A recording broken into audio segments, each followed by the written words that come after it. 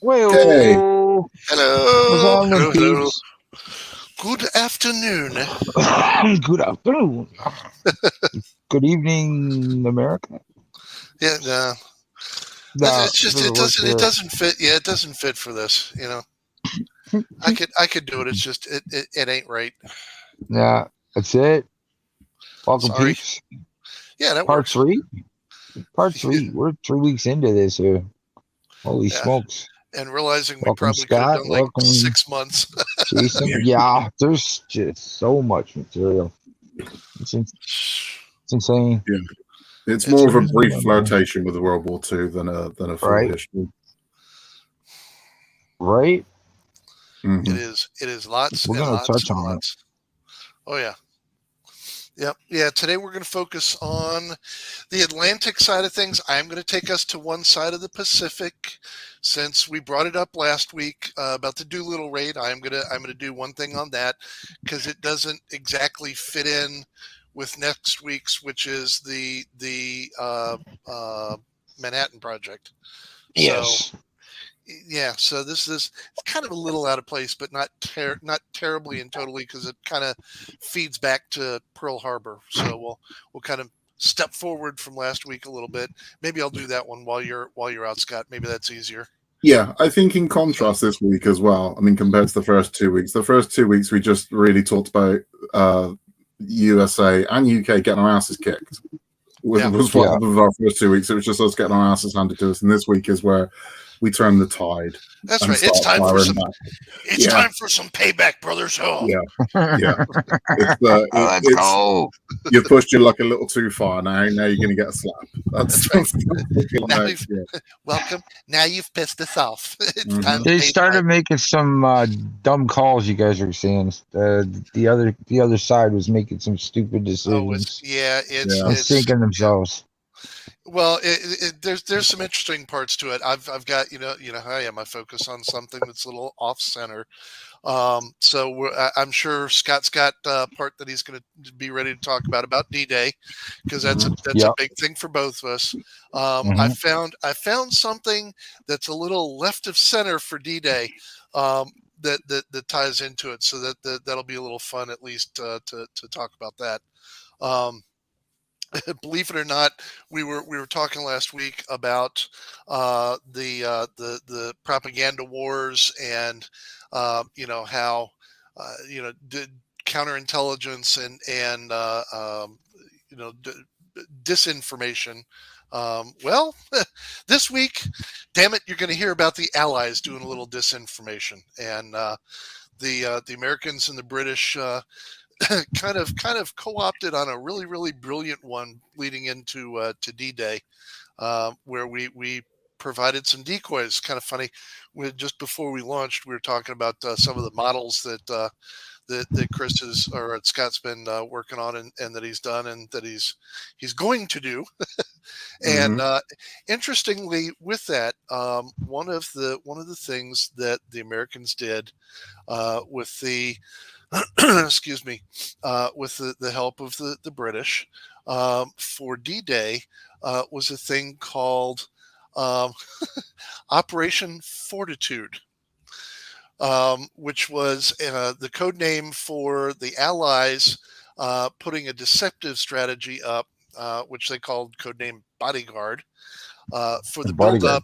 Yeah, during the build up of the Normandy landings, as you know, we were having to cross the water. The Germans were already on the land. They'd set up thousands. I think it was something like 2,400 feet, or sorry, miles of bunkers and uh, uh, water based and land based, not just mines, but barriers, and it's just that they made it absolutely hellish for us to get from the water out in deeper water to the shallows and onto shore to invade them, which is a brilliant thing.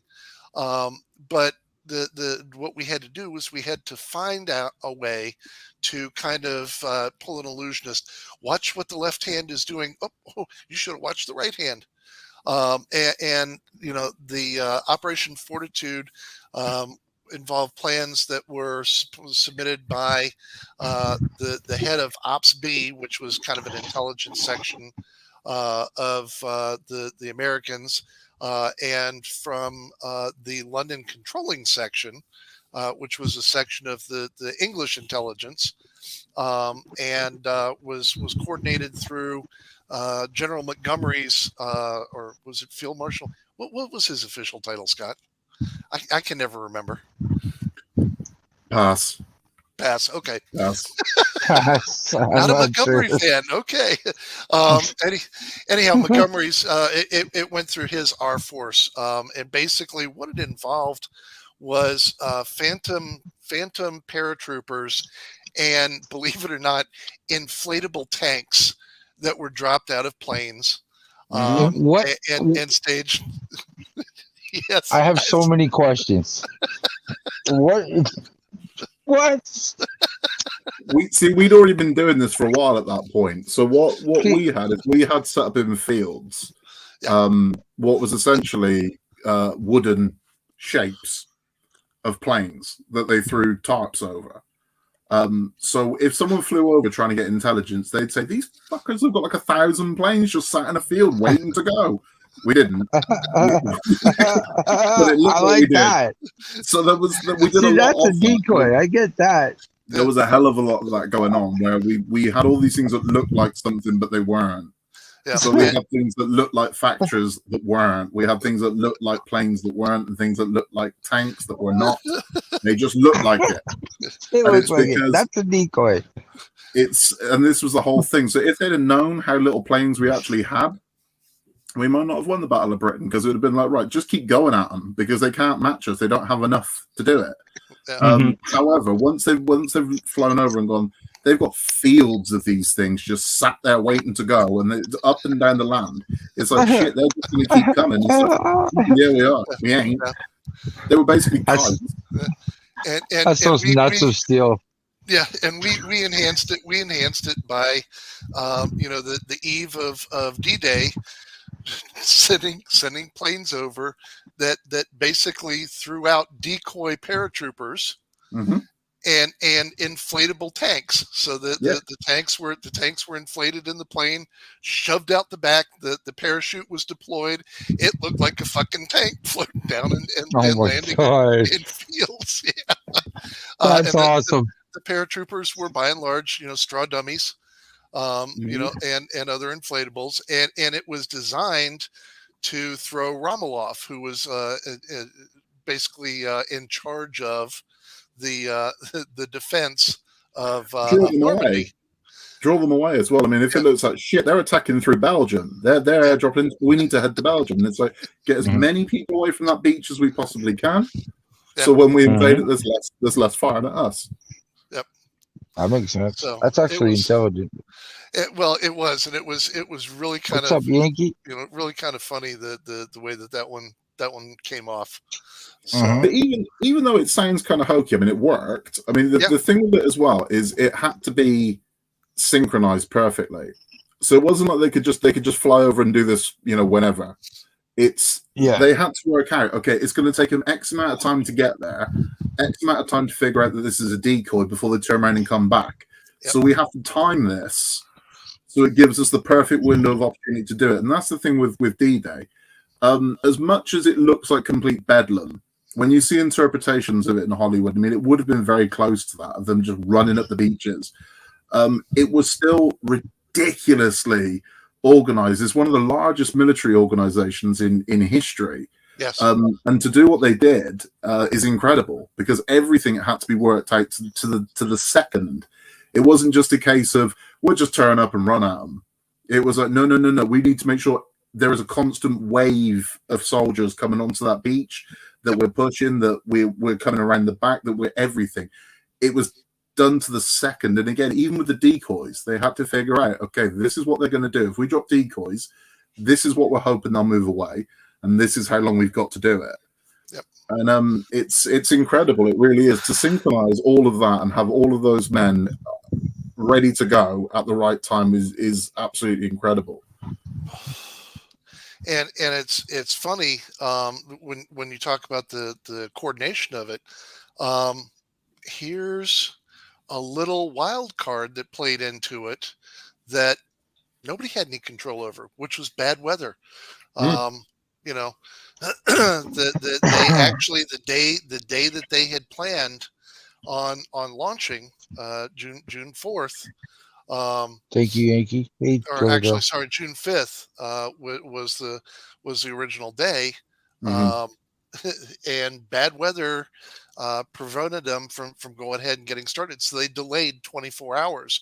Morning of June 5th, the meteorologists, took a look and said, "Yeah, it looks like it's going to be okay tomorrow." And that's when they decided that they were going for it. So really, the last ditch efforts and coordinating everything was done with less than 24 hours. Yeah, absolutely. Oh, wow. I can't remember what the name of it was. There was another one as well. There was a completely false D-Day landing that we were putting out there as information for them to pick up, for them to intercept. So, and I want to say they were expecting us on the 4th of July. I think it was supposed to be this whole. I think that was kind of the. I can't think what it's called though. The idea was that we were putting out intelligence, false intelligence. Yeah, that's what I heard. A mass attack on, I believe it was the 4th of July, and I can't remember for the life of me what it was called. But that's what we were feeding out to them. So they were going to get as far as to let them have maps and stuff captured, or it gives it gives us a month jump start on them. So they're expecting us to turn up in July, and then we spring it on them in June. It's like shit, and they're not ready for it. Yep. But it was all done in a way where it was just like little nuggets here and there, and they go shit. They're getting into position to attack us on that, and it's like no, it was an attack they never knew was coming. Yep. Which again is remarkable for that many 100,000 men to just march onto that beach with no one knowing it was coming is bloody impressive, because it's not like we knew. I mean, you see movies now, and it's like everyone in the UK and USA were in on it. They weren't. The soldiers didn't know they were going. There was rumors that the big push was coming, but they didn't know. It was like, when we say we're going, we're going. That's it. There's no, just be ready to go, because at some point we're going to go. Yeah, and to give you an idea, we're not talking about a small group. This involved over 5,000 ships and landing craft, and over 11,000 aircraft were involved in D-Day. Okay, so this is what Scott's talking about. This is a massive, massive, massive. Shut your mouth and wait for it. And okay, everybody get up, move now. That's how organized the Allies were when they did this. And the cool thing was we were able to do it back then. We can't, God forbid, in an emergency now, you can't get the police to coordinate with the sheriff's department, to coordinate with the fire department, to coordinate with the EMTs for a local problem. But by God, we could get the English and the Americans and the French, whoever was left, the Canadians, the Australians. We could get all of us together and we could get our shit together. What would destroy it for us now? Yeah. What would destroy it for us now? If this happened now, would be media. Yeah, media would destroy it. Because a good example I can give is kind of shortly after September the 11th, when they were trying to get Osama bin Laden, when he was the world's most wanted man. The SAS, which is our kind of elite service over here, were on the hunt, and there was this big push for information. They're like, we don't do that. It's like we don't give information. Like, you want us to catch him, we'll catch him. We don't do the information thing. But there was this big push for information. So information was given out, and it was basically every time he uses a cell phone, they were zoning in on him. So he was using these sets of cell phones, and they knew what cell phones he was using. Every time he used them, they'd move in. So he was constantly on the move, but they were gaining about a mile a day on him. And it's like, in 10 days, we'll have this son of a bitch. Somebody in their infinite wisdom told that to like CNN or Fox News, who then broadcast it. Every time he uses a cell phone, they move in on him, and he never used the cell phone again. So the SS were like, "Fuck it, you're on your own. We can't work like this. This is nah." So that's what would happen now. I guarantee some news network, someone the breaking news, D-Day is happening in 3 days' time, and it's like, not now, it ain't. that's what would happen. Thanks, assholes. Yeah, it's all media wars now. Yeah, they talk about journalistic integrity. No such thing. Well, no, there is. It's just what it is today is not the same thing as what it was back then. No. Back then, the government could go to, the news agencies and say, "Hey, look, in the interest of national security, we need you to hold this story for 24, 48 hours," and they do it. There was a respect thing; they would do it. Now, grant you, in general, government doesn't, command any respect any more than the news media does today. But back then, World War II time, they could do that, and they would do that. There was a respect thing. It's just gone to shit, Yeah, they could. It's that everyone wants to scoop. They couldn't not do it. Yeah, they couldn't not do it. It would be you'd have reporters here that would, I mean, even if they hadn't been told, would have had pictures of the men lining up and getting ready and broadcasting it globally and like, what the fuck are you thinking? That's what would happen. And it's you wouldn't, there's no such thing as a sneak attack. I mean, look what's just happened in Russia with Ukraine. The amount of footage that was being released of them lined up along the border, and it's like, we know what you're doing. So there was no surprise in it. It's like, we know exactly what you're doing because the world media has took pictures of this. Yeah. And that's what would happen to us. If D-Day happened now, CNN, Fox, the BBC, all of them would just be running these. What are the Allies up to? And it would show us something like, well, nothing now. It's like you just remove the element of surprise. So yeah, thanks, jerks. Yeah, we're not embedding any more of you with our troops. Not happening. We'll get into that one. I think that was one of the big mistakes of Vietnam. Was having journalists embedded with the troops. So that was just, the world was not ready to see that kind of stuff in general. But getting back to D-Day, by the time the dust had settled, you had somewhere between 2,000 to 4,000 Allied casualties. You had 156,000 plus thousand had stormed Normandy's beach. So think about that. 156,000 people based off of like 5,000 ships. That's a lot of people crammed into a ship. You want to talk about sardines? Hey, let's talk about the New York subway, or what do you guys call it? The tube? Yeah. Yeah. Or the tube, it's okay when it's empty. It's a pain in the ass when it's full. One of those sad things as well is some of those guys never made it to the beach. No, some of those guys were dropped too deep out. Yep. And they jumped at the back and just sank straight to the bottom. Yeah. Because they weren't brought close enough in. I mean, numerous reasons. One would have been, I would imagine, who was ever driving the boats that were dropping out the back was probably terrified.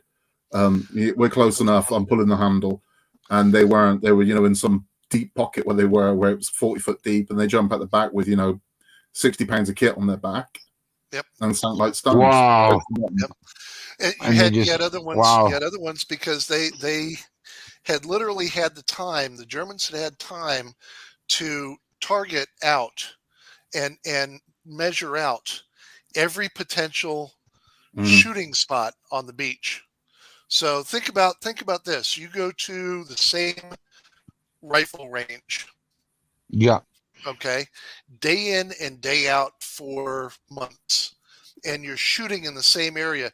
You're going to know exactly. You're going to develop the ability to know exactly where to shoot to get your bullets exactly where you want them to go. Well, one of the things is some of these landing crafts had the front opening doors. So guys would drive kind of like exactly what Scott was saying. These guys would drive up, get up to within a certain distance of the shore, drop the front, and the guys would open up with the German 88s and start mowing through the guys that are in this boat. They would have to jump over the side. They drop down amongst their comrades, until they thought everybody was dead. This was one of the weird things. A lot of the survivors from that day who speak about what happened speak about the weird silences. They'd say you would go from just noise everywhere, explosions, machine gun fire, to a silence, and then it would all just pick up again. Because it was almost as if, they'd stop when they'd see the next lot and sort of aim for it. Because if you've got all these guys in one boat at one time, you could just rip through all of them as soon as that door opens. So you get this weird kind of lull of silence, and then just a scream of machine guns when they went again, and it's horrendous, man. Yep. Horrendous. Yep. But they were fighting for nothing. I mean, well, so nothing in terms of ground. The actual ground they were fighting for was like nothing. It was like 110 feet, I think, of actual land. Between the water to the cliffs, yeah. It was so relevant. Of capturing that land was so relevant. And it absolutely was. It looks at now where it's like, and it's not just that piece of land that they caught, because it was what it represented as well. Yeah, there was Omaha Beach was one of the big ones, but you had up and down, the beaches of Normandy. Within a week, you'd landed, somewhere between a 250,000 and 400,000 troops.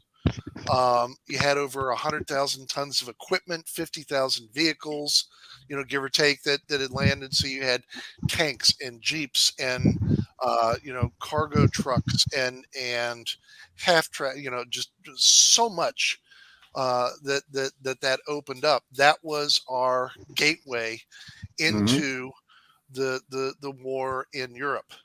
And we're in at that point as well. It's like there's no sneaking behind enemy lines at that point. It's like we're in. We've now got a stronghold on the coast of France, and it's like, right, so the Allies are now in Europe, and we're not going anywhere. We now control the beach, so you ain't coming this way. We're going that way, and we're pushing you back.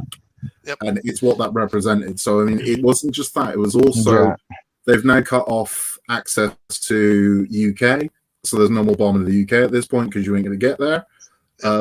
And then subsequently, any aspirations to head towards the USA are now gone. Because what this did is this showed if you were to make it to the UK, the force that you've just been met with on the Normandy beach is what you'd be met with in the UK. Because there would just be a D-Day landed that probably would have started in Ireland and came over, and it would have been the same thing. So they've now seen the kind of might of what the Allied powers have got and the precision in which they did it. And it's like, right, so where are you going to go now? What have you got left to do? And it's like nothing. So it's at that point that the Axis are now realizing, shit, we're going to lose this. And it's like, yeah, you are, because they've just lost the most relevant piece of land that they had to take over the rest of the world. You've now gone as far as you can go, and we've just gone nope and pushed you straight back. Yeah. And I have a question. And Rommel was pretty well done after that, by the way. Yeah, pretty much. Yeah. What won the day? Opinion based, obviously, but the Germans had the firepower, they had the position. Was it just like sheer numbers that they got through past the Germans? It was the amount of targets. So it wasn't like this is the target you're going for. It was you are taking all of it, right? So it's like it was the sheer volume of it. It was the sheer might of it. Oh wow! And it was the fact that you are going to turn and run. That's what it was. It's like you can only stand your ground for so long. You're going to surrender, or you're going to turn and run. That's what you're going to do. And so it's just a never-ending wave of just soldiers and stuff. They will just keep coming. Yep. And it was the Allies' resolve that failure was not an option. Yeah, no, we're not losing today. It was all or nothing. It was kind of funny. It was Eisenhower. Eisenhower was the guy who was running the whole thing on the American side, and when right before he gave the go ahead, or right before everything started, he said one thing out to his troops, which is, you're about to embark on a great crusade toward which we have striven these many months. The eyes of the world are upon you. Yeah. And that was pretty much it. It was, hey, everybody is counting on what you do. Failure is not an option. No, and it wasn't. I mean, that was it. The way it was drummed into their heads was, this is what wins or loses the war. Whoever wins this battle wins. That's the way it is. So if we lose this, that's it for us, because it means they can keep coming. So that it just wasn't. There was in no way was it an option. It was like, we are just going to keep sending guys. And I would imagine if it had got to that point, as we had the men in the trawlers in Dunkirk, I would imagine that would have been our final wave. Shit, get people with their pitchforks and stuff. Just keep sending guys. And it's the way it would have been. It had to be at that point. There was nowhere else to go for it. It has to be this massive push. Yeah, and the other, Chris, the other beaches, by the way, were Gold, Juneau, Sword, and Utah. That we landed troops on. The heaviest resistance was at Omaha. Gold, Juneau, Sword, and Utah were didn't have very much resistance compared to Omaha. Omaha was just wow. Yeah. That I mean, was, they say that the coast was, I mean, it was about 15 feet out, which was blood red. The water on that beach, yeah, like a shark attack had been there. yeah. No argument. And it would have been horrendous. I mean, it would have been, and it's something that I can't even begin to imagine. And I mean, just being one of those guys on that journey, on that crossing from the UK over to France, about an hour. That must have been the longest hour of their lives. Sitting in a little boat waiting for that thing, because I mean, the closer you get, the more that noise is coming, and it must have been horrifying knowing that the second this thing, because I mean, also, what do you do when you get there? Because this is what happened a lot of time with trench warfare in World War One. When they made the push into no man's land, where they'd all climb over the top of their trenches and run towards the German trench, there was no instruction of what to do when you got there. Yeah, it's like, because most people weren't expected to get there. So it's a case of, right, you're headed up the beach. That's what you're doing. It's like, what do I do if I get to the top? I don't know. Figure it out. Take a German. Kill. Yeah. Funny thing is, and this is the one. This is kind of the one funny thing I'll attribute to it is after our combined success at the beaches, it did start the Great Race. The race between General Patton and General Montgomery to see who could chew up the most distance and take the most the most stuff back between the two of them. I mean, and they really didn't like each other. No, I mean, this is the thing. Once Normandy Beach had been once the beach had been stormed and D-Day was a success, the rest of the push through Europe, I don't want to make light of it like it was easy, because a lot of people still lost their lives, but it was a lot easier than everything else up to this point, and sort of the amount they were just pushing back through all those countries that Germany had taken over at that point, which is why Hitler ends up hiding in his bunker. Because Montgomery's 8th went north, Patton's 3rd went south, and they kind of pincered everything in between. Oh wow. Oh, dude, yeah, it was right up to the point. And we'll do this one because I know Scott's got something he's got to touch on here shortly. But I want to wait till he gets back to do the Battle of the Bulge, because I think that's Battle of the Bulge. Yeah, I'm sorry, that's a funny battle. Yes, has nothing to do with our waistline, gentlemen. I know. I'm sure the battle wasn't funny, but the name is. Yeah. The name's funny. Yeah. But yeah, that was kind of the Germans' last hurrah, if you will, before everything went to hell for them. But even before D-Day, you had the Battle of the Atlantic, which went on for years. And this is why we were kind of joking around, before we started today, that we could literally spend 6 months on this and still have stuff. One of the things is, for just the naval battles, there were over 100 naval battles. There were over 1,000 ships involved and over 100,000 men involved. Just in the naval battles. Some of the big ones. We'll let Scott do the sinking of the Bismarck, because that was a big British thing. It's a beautiful thing. I mean, the Bismarck, for those that don't know, the Bismarck was like the ship of the German Navy. It was huge. Yeah. So again, it was with a lot of, when you look at a lot of what the Nazis were about, and a lot of it was about pomp and ceremony, where it was these big ass scary weapons that were largely ineffective, but they were big and scary. So the Bismarck was one of them. The Bismarck is huge. I mean, you can go and look at pictures of the Bismarck. It's bizarre. Because compared to, now we have a lot of those huge ships, superliners, but not back then you didn't. So the Bismarck was like a freak compared to everything else that was around at the time, because it didn't even look like it was possible to float. Just this humongous battleship, like a floating city.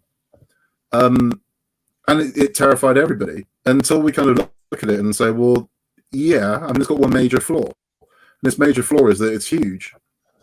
It's a humongous, so hitting it ain't hard. It might be arms to the teeth, but again, you're thinking, well, shit, if you can stop that thing from turning, it's dead in the water. And that's exactly what we did. So the idea was, it was take out the rudder. If you can take out the rudder of the Bismarck is dead in the water. There is nothing it can do to defend itself. And that's exactly what we did. So with aerial attacks from above, they were able to aim for the back of the ship and take out the rudder of the Bismarck. Once they'd done that, the Bismarck was just, it couldn't move. It couldn't move. There was nothing it could do. So you've now got this humongous ship that's being protected by very little ships around it. And we are just absolutely bombing the living shit out of it. We attacked it from the air. We attacked it from the sides. We were slamming torpedoes into it from the sides. We were dropping bombs on it from above. And we sank the shit out of it. It wasn't just like it slightly went down. It went down rapid. And it was destroyed. I mean, honestly, it was one of those things, because that thing was still lethal as it's going down. You know, like with, say, a Titanic takes 3 hours to sink. If you've got a battleship that's got massive cannons and things on it, it's taking 3 hours. It's still lethal. It's still firing at that point. So the idea was, like, just never stop. And I mean, it was a perfect example of overkill. This thing's going down. You don't need to keep hitting it. But it's like, no, keep hitting it. Keep hitting it. Do not stop hitting it. And they absolutely destroyed this thing, and it sank so fast after the initial. But it did take its toll. The hood was destroyed and sunk. And what was the other one?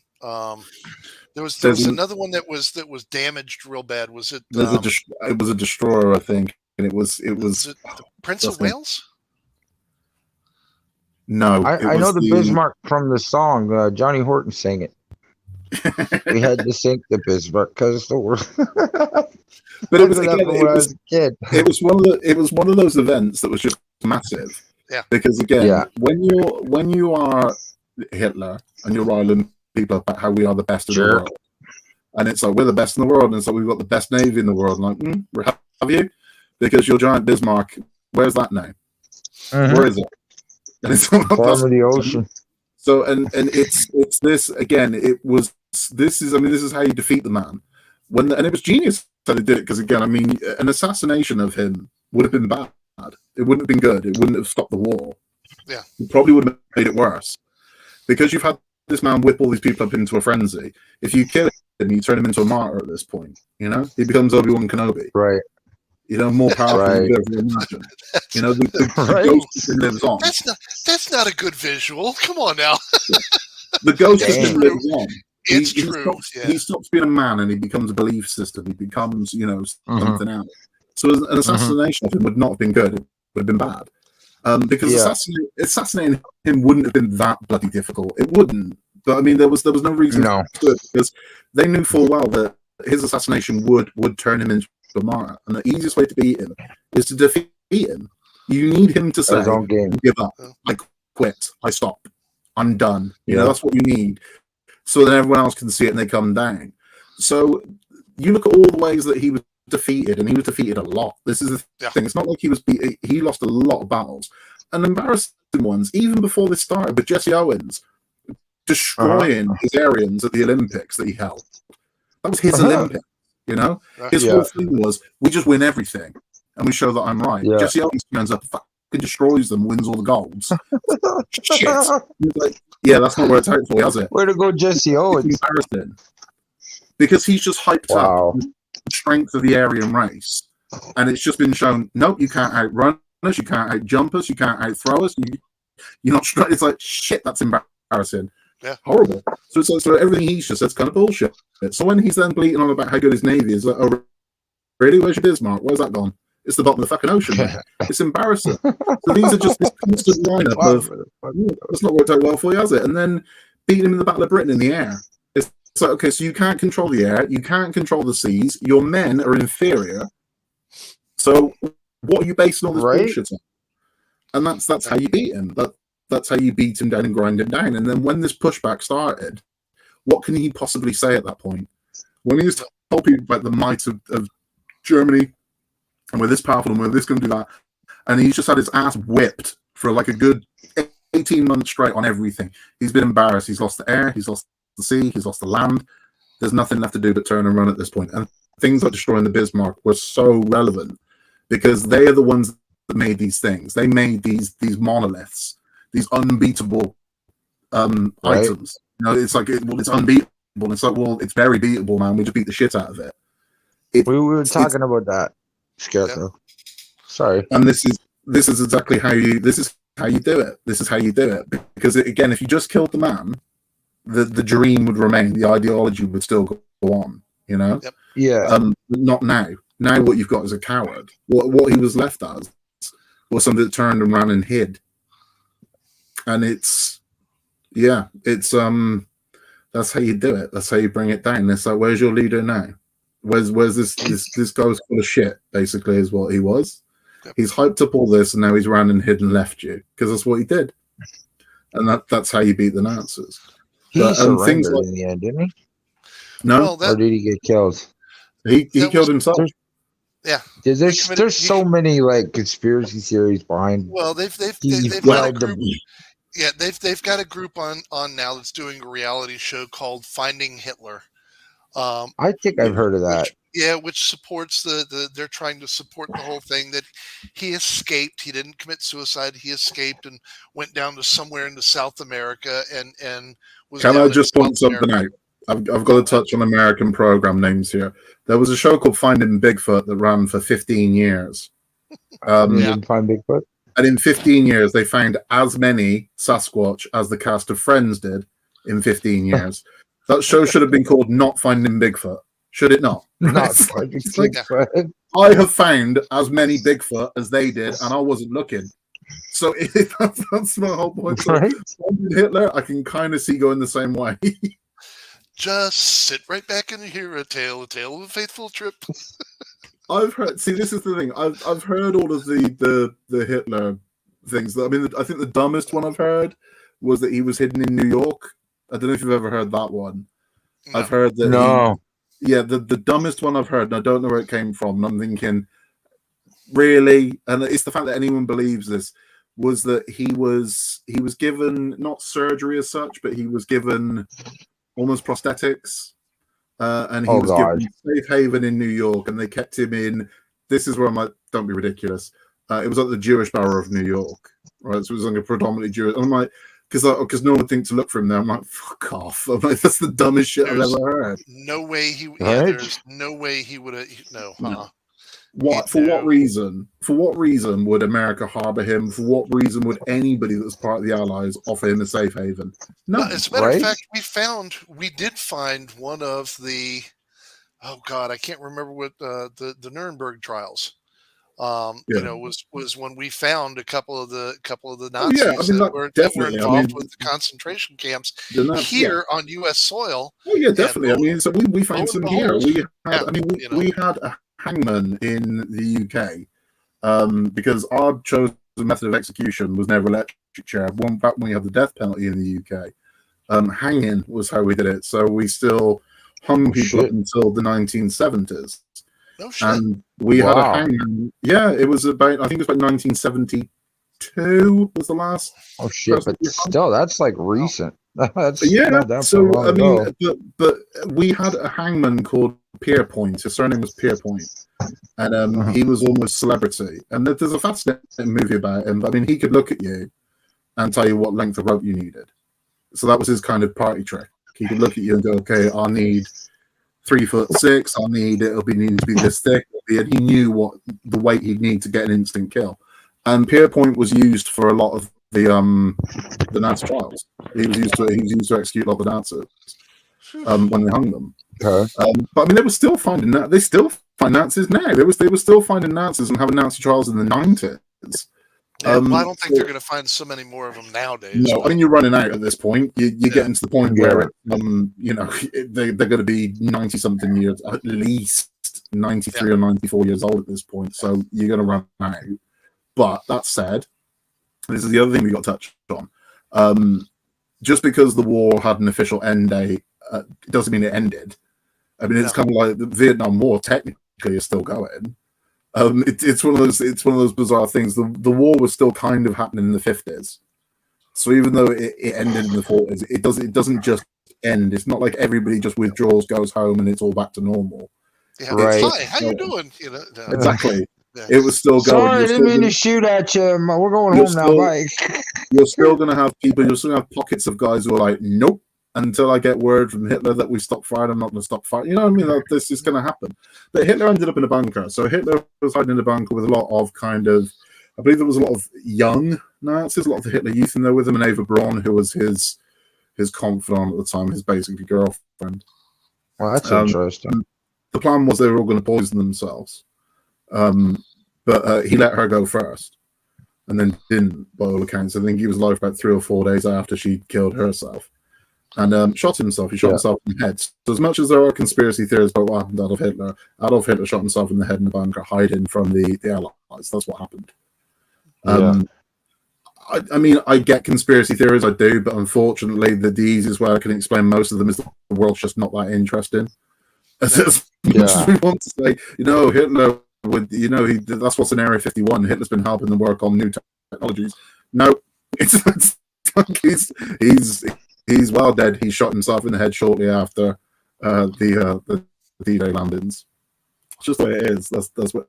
If you've ever seen, there's a clip that gets used quite a lot on the internet from a movie called Downfall, where they show Hitler losing his shit, and it'll always be, they'll take whatever it is, like an NFL result or something, and they have their own subtitles to it, and he's going mental.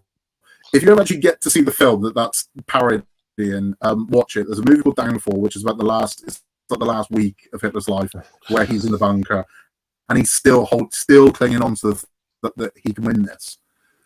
And it's people having to tell him, you can't. And they're constantly coming in saying, we've lost France, it's gone. We've lost Belgium, it's gone. And that's why he's constantly losing his shit.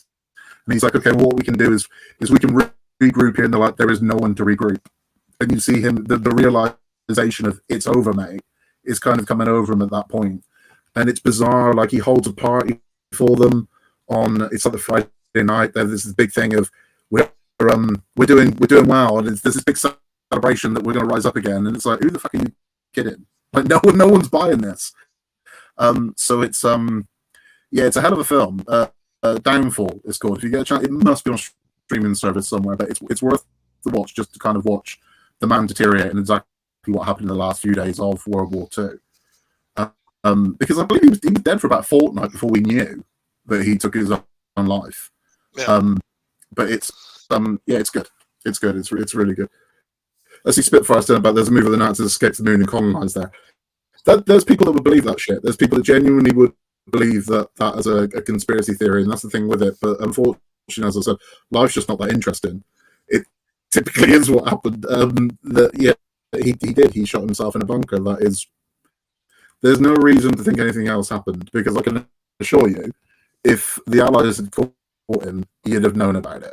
If that would have been, there would have been a massive trial, and it would have ended in a state execution, I would imagine, of the man.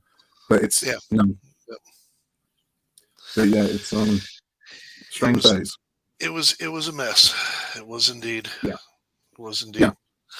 And then once you've taken him down, you then had to take down all his generals as well, because he had all of his generals, the likes of Goebbels and people like that, had to be sort of brought to justice for what they did. And there was a lot of, I was just following orders. And it's that's how a lot of them chose to defend themselves. I was just following orders. And it's like, yeah, but you didn't have to. That's the whole thing. You don't have to follow those orders. And then I was scared of my life if I didn't. It's like, okay, but that means you valued your life over the lives of tens of thousands of people. Is the thing there. And there was an experiment done I want to say it was done in the UK, but it might have been an American experiment called the Milgram experiment. Which is done to see why people did what they did. The actual experiment was to understand why people became Nazis, why they did these horrendous things, why they willingly executed the Jewish, why they willingly marched into people's homes and slaughtered the innocents, why they did this. Because it's too hard to understand that one man can just say, I need you to do this, and they all do it. So Milgram did an experiment, which sounds kind of funny when you see what it is and how it works. But the idea is that the person you're experimenting on doesn't realize that they're part of an experiment. They think they're testing someone else. Mm-hmm. So they're told that they're doing a test to see if pain can improve memory. So it's done with electrical switches. So they're told somebody's in another room rigged up to electrodes. And what they're going to do is read out a word, and the person in the chair has to read the response. So the word could be can, and the response would be tree. If they get it wrong, they're told to flick a switch and give them an electric shock. So what happens is they'll get the first one wrong and they flick it, and it's about 50 volts. And everyone kind of has a giggle and they're laughing and shit, and it's like, okay. And then he'll get a couple right, then he gets some wrong. But every single time he gets them wrong, the voltage increases. So we go from 50 to 100 to 150 to 200 to the point where the man is screaming in agony when they're flipping the switches at 500 volts, 750 volts. And you'll have the person flipping the switches will typically say, I don't want to do this. And this is where we find out how you got people to do it. Because all it takes is somebody standing there in a lab coat with a clipboard says to them, the test requires that you continue. And they will continue to flip the switches. Now, all of us like to think that we'd say, oh, no, I wouldn't, I'd walk out. Overwhelmingly, people continue to flip the switches because somebody in authority told you to do it. They've said, you need to keep doing it. And then you think, okay, well, it's not me doing it. I was told to do it. I'm just the tool. I'm just the vessel. I'm not hurting this guy. Someone has told me to do it, and I have to do it because that's the rules of the test. And that is how they got people to do it. I mean, to the point where the most sinister part of that experiment is at the end when they've hit like 10,000 volts and they're still flipping the fucking switches. The guy's no longer making noise. It's just silence from the room. So they're thinking that he's possibly died, yet they're still flipping the switches. And it's like, wow. Jesus. And that's how they found out how they got people to commit these atrocities, because all it takes is someone in a uniform in an authoritative position to say to you, you have to do it. And I go, okay, I better do it then. Proven by you can stand at a parking lot, put on a high-vis jacket, one of those jackets, and stand with a clipboard and tell people, sorry, you can't park here. They won't ask to see your fucking credentials. They'll just say, okay, and drive off. You look official. You've told them they can't park there. 9 times out of 10, they'll believe you and just drive away. They won't say, well, who are you? Are you a parking guy? They'll just accept that you're the figure of authority because you look like it. I'll do as I'm told because we're trained like that from kids. Do as you're told. Yeah, and that's exactly told. how they did it. So as much as, again, we'd like to believe that the Nazis were drugged or there was some sort of weird, thing that... No, it was as simple as, here's some men in authority telling you to do the shit, now you do it. And they did it. It's crazy. Yeah. That's literally, that's what the Milgram experiment proves, and scary but true. You'd be amazed at the horrible fucking things people have done because they've been told to do it. You'd also be amazed at the stupid shit people have done just because somebody in authority said, do this. Yep. And it's a strange thing, which is why it takes a lot to go against the tide and say, you know what, I'm not going to do it. It takes a lot of conviction to do that and say, you know what, no, I'm not going to do it.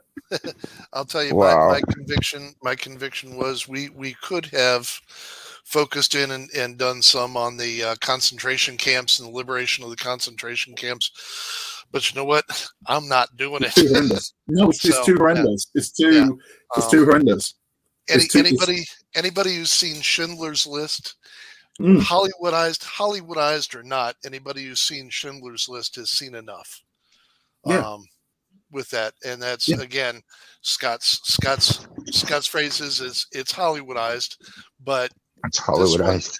This one is probably more brutal than I think most of the other ones are. And there's other ones. There are documentaries out there, but it's I couldn't. It's one of those things you can't. Once you've seen that stuff, you can't unsee it. So again, it's a rabbit hole. I'd be very cautious about going down if anybody's never seen those kind of atrocities because you can't unsee that shit. You can't. It's horrible. It's absolutely horrible, and it's hard to believe that people could brutalize another group of people like that. It's so hard to believe that anyone could just go, "What the fuck are we doing?" Do you know what I mean? At least one person can go, "What is this? What have we become? What the hell are we doing here?" That they just idly go along with it is horrendous. I would rather focus on the odd and unique things of World War II, kind of like what we were talking about Big Bertha. And there's plenty of them. Yeah. Big damn gun. Yeah. Well, one in particular is going back to the Navy side of things.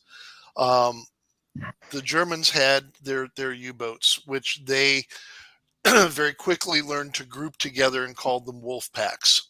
So the U-boats were, the submarines underwater hunting down Allied shipping, and anything that wasn't German shipping that they could sink and screw with the Allies on. To counter that, especially in the early days, we put ships together in convoys and had protective ships around them known as hunter-killer groups. So you had the wolf packs out there looking to sink the convoys, and the hunter-killer ships, out there, which primarily was made up of destroyers that would fire depth charges at the U-boats. And it was a pitched battle, through for many years, back and forth.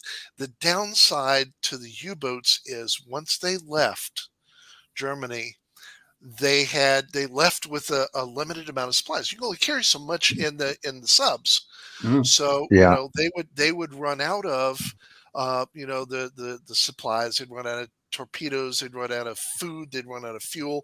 So much as you see in the movies where we have, or on the news where we have, refueling planes that are F-15s can pull up to and stick a little nozzle in and get refueled.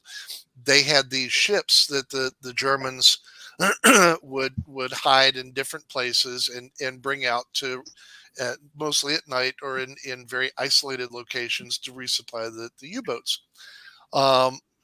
There was an instance that it's not talked about much. It's never taught in any of the history books, but a battle that was between the USS Buckley and the German U-boat U-66, whereupon things were desperate to the point that in this battle together, they actually had boarding parties that used kitchen utensils fighting each other, trying to battle boarding back and forth.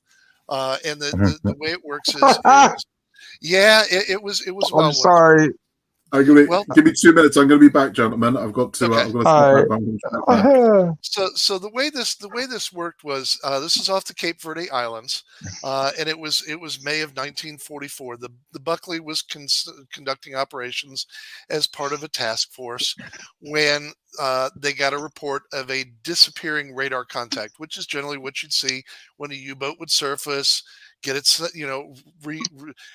air out the sub because it stunk, and the carbon dioxide would build up, then go back down.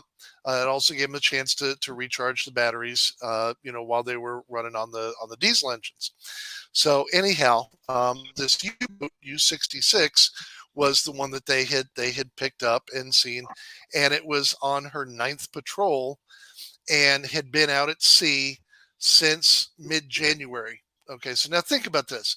You've got a boat that's and again, this is an old World War II submarine.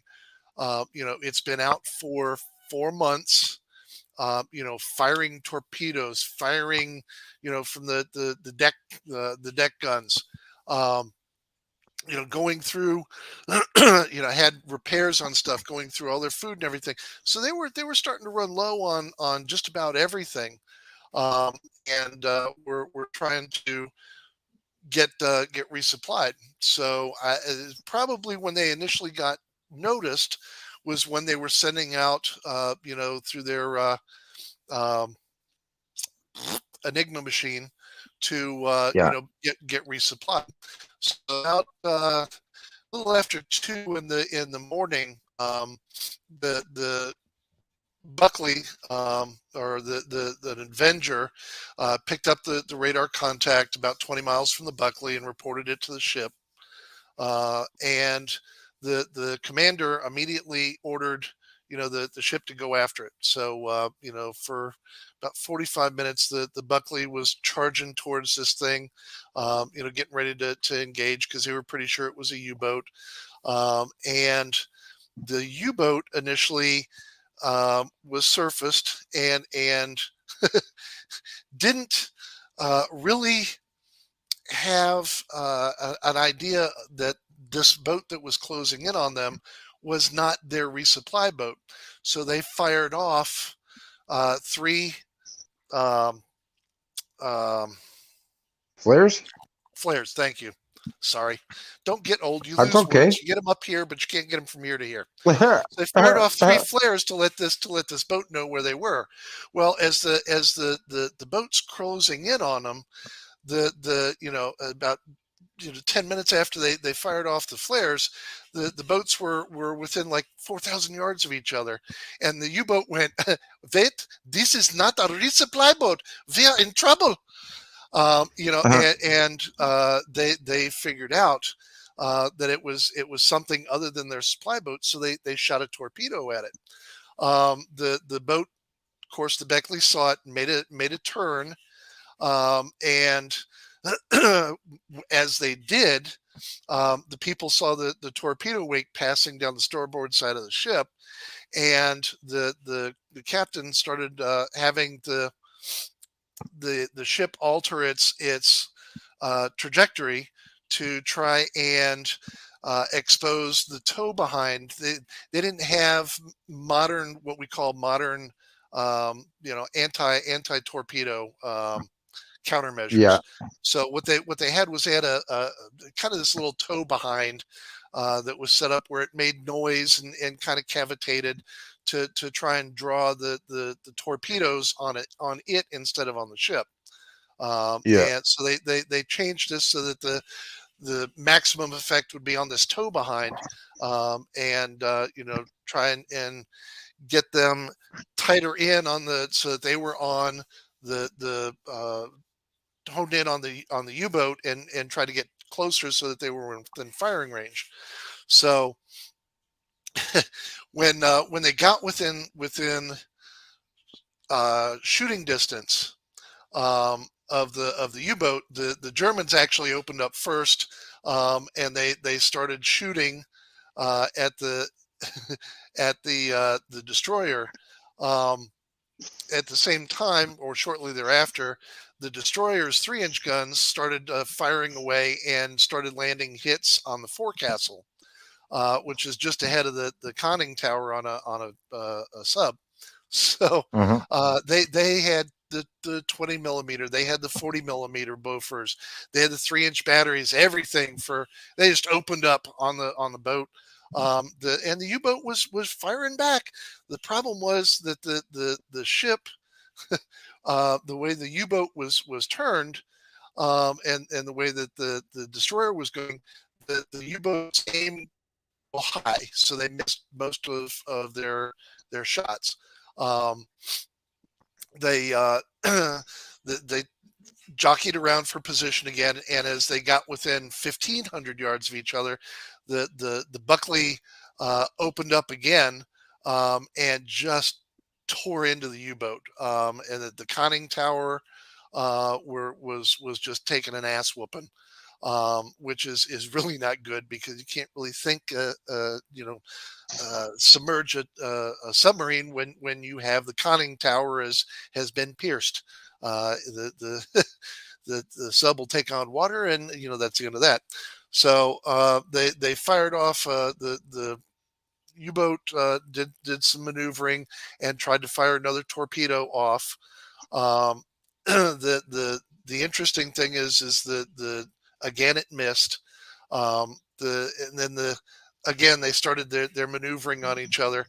At this point, the conning tower of the U-boat was starting to burn, and they were also closing in. No matter what the U-boat was trying, the Buckley was getting closer. So you got to 1,000 yards, 500 yards, and then they got to 20 yards apart. And of course, they're still the Buckley's still tearing up on the U-boat. And the U-boat's just getting raked with fire from stem to stern. It was terrible for the guys there. The commander, and this is where it really gets interesting. The commander of the Buckley ordered the Buckley to make a hard right rudder and rammed into the front of the U-boat. Well, as they did this, the German soldiers began pouring out of the boat, and some were brandishing weapons, and others were trying to surrender, and it got really chaotic. Well, in this whole thing, the Germans started boarding the Buckley. The Buckley soldiers were fighting back. This takes us all the way back to the Revolutionary War, where you had guys, boarding ships, and you had boarding parties fighting over what was going on. Well, some of these guys were caught without being prepared, and some of them employed coffee mugs. One guy used a coffee pot mug to beat a German. Yeah, they used coffee mugs. Another guy used a coffee pot to beat a German off out of the wardroom. It was just crazy. It only lasted for a minute because the Buckley ended up backing off of the two, or off of the U-boat. And when they were separated, when the smoke cleared, there were 5 Germans that were clustered on the bow. They surrendered, and they marched down below by a gunner's mate who was armed with a hammer. Oh my God! That's how they got taken as prisoners. Now the remaining members of the U-66 were trying to maneuver around, and the Buckley is dropping depth charges on them. Oddly enough, at one point, I think the remaining members of the U-66 figured out we're not going to make it. This is not going to work. They turned the U-boat U-66 into a collision course with the Buckley. It struck the Buckley a glancing blow, but it ripped a hole in the aft engine room, sheared off the starboard propeller shaft, and twisted the stern of the ship. So they kind of had similar issues to the Bismarck at that point. Was the Buckley was not going to be turning very well and maneuvering. The problem was the damage that got done to the Buckley was nothing compared to the damage that happened to the sub. The sub at that point was on fire. It had been ripped up in several places. It was taken on water. So the decision was made to scuttle the ship. As the sub pulled away, it dropped down below the water, and the entire fight lasted about 16 minutes. So, this is one of the wilder battles that nobody talks about, but it was the battle of kitchen knives and coffee cups in a coffee pot. That's so interesting, over a German U-boat. Yeah. So, but that's what happens. That's where they were at this point. And it's actually kind of an interesting lead into where we ended up with the Japanese, which is they realized they were going to have to fight to a man, and it was fight to the death.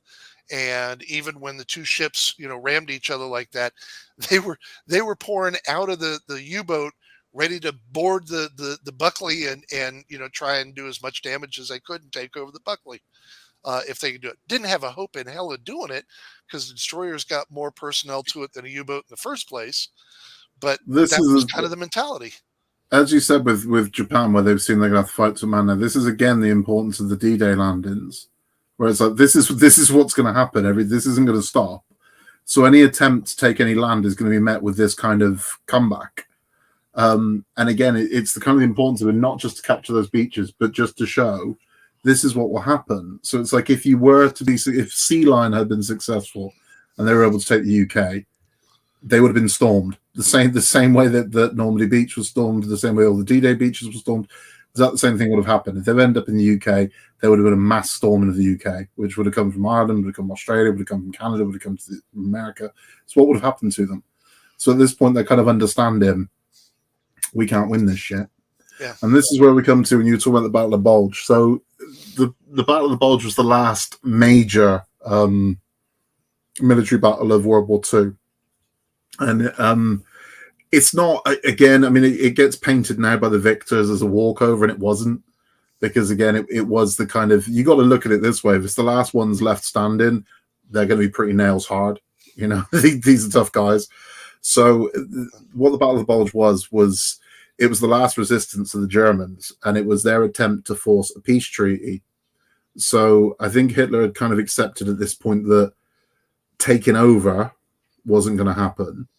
But could he get something away through a peace treaty where, okay, we'll just continue to run Europe as Nazi Germany, and you just go back to where you were, and we'll leave it at that? And so, nah, that's not going to fly. But that was what they were fighting for. So at this point, they know full well that taking over the world isn't going to happen. That's not a thing. So it was try and push a peace treaty, and that was all based on being able to keep the docks at Antwerp in Belgium. As long as they could keep access to that, they still had kind of a stranglehold on Europe. So the last push in the Battle of the Bulge was mainly in Belgium, and it's through the Ardennes forest. So it was a lot of forest warfare, and it went on for a long time. The Battle of the Bulge was, as battles go, it was about 6 weeks, I think, just shy of 6 weeks. It also happened over Christmas, and there's a relevance to that. Belgium is frigging cold in winter, so it would have been snow. The conditions would have been harsh, but very similar to what happened with D-Day, because we're now here. So D-Day was June. So we've landed on the beaches in June, and we've basically set up a stronghold now in France and on the coast. And we've had 6 months to move guys in and sort of get to where we're going to be. December, I think it's around December the 16th. December 16th, yeah, is when they December 16th is when the big push happens now to take down the Battle of the Bulge. So they push through the Ardennes and start pushing them back. And again, you can kind of see the waves. If you look at the statistics of the waves of men that were sent through. So we went in quite low. Well, I say low key. We went in with like 200,000 men in the first week, but we were up against maybe 500,000 Germans in week one. And then we just started sending waves and waves and waves. So we just started backing that up with more and more firepower. So by the second week, that was the week of Christmas, the Allied power head count was up to, I think, about 500,000, whereas the Germans had come down to about 350,000 at that point. By the end of it, by the last week of the Battle of the Bulge, I think there was close to 1 million Allied soldiers in Belgium and France pushing the Germans back. Yep. And they were down to about 200,000. They were on their knees at that point. And it was at this point where Hitler's kind of cabinet are basically advising him, we need to retreat. We need to surrender at this point. We need to accept that we've lost. But they didn't. I mean, this is the thing as well. So it's like, even with that, so at that point and this is what I meant about wars don't just end. So theoretically, the war ended. Realistically, the war ended at the Battle of the Bulge. So once they'd taken the port of Antwerp back, the Soviets were about to invade Germany. So Germany know they're kind of screwed at this point, because they've got the Allies coming from France and Belgium, pushed them this way. They've now got the Soviets and Poland coming down on them from this way, and they are just pincered in. There's nowhere for them to go.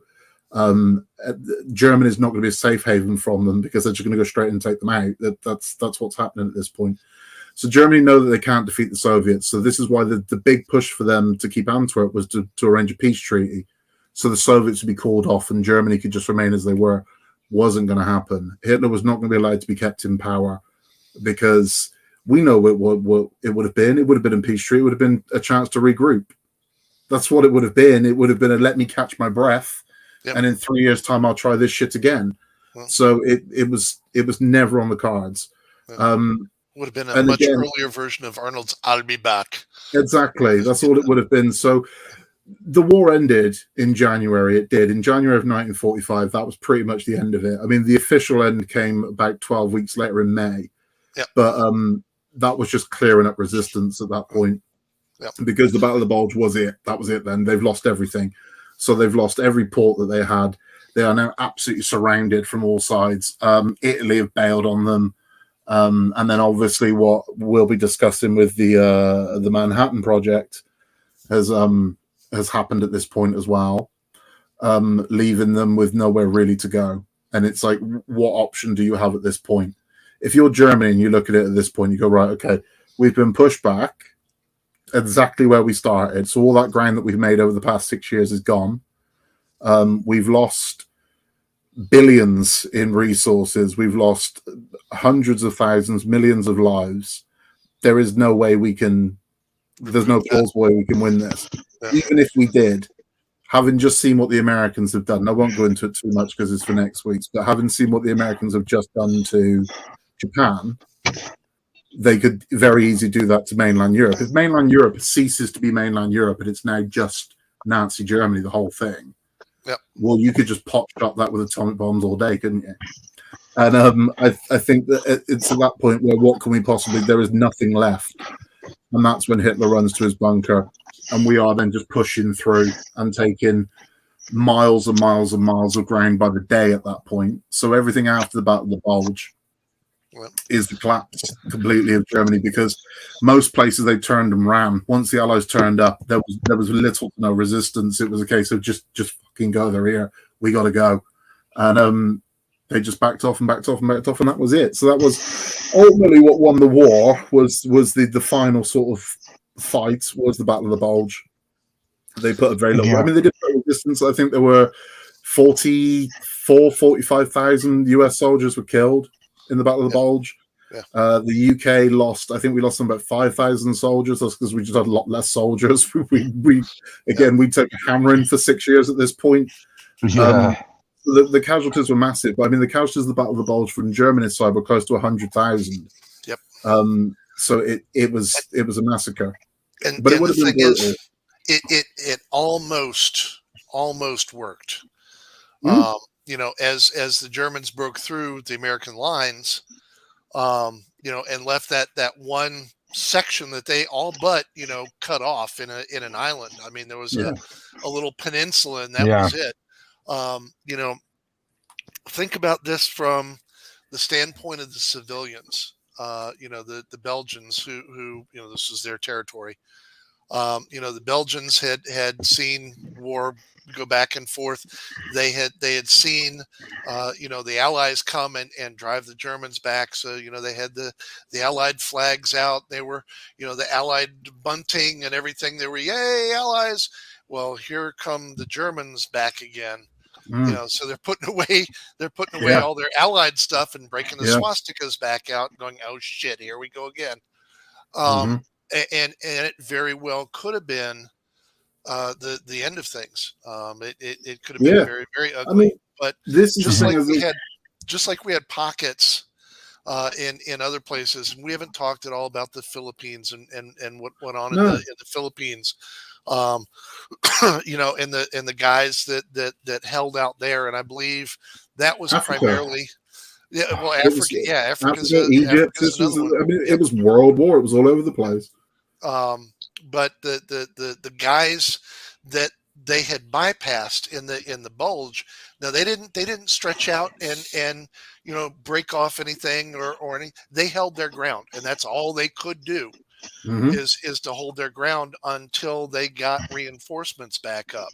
And that was what saved it. Was, you know, they had gotten to the point where, you know, the German officer in charge of this, you know, went up and actually sent word to the guy who was the head of, I think it was the 101st Airborne or something like that, was the guy that was leading the mixed group that had held out in the Bulge, and said, hey, surrender. And the guy just went, no, nuts, forget you.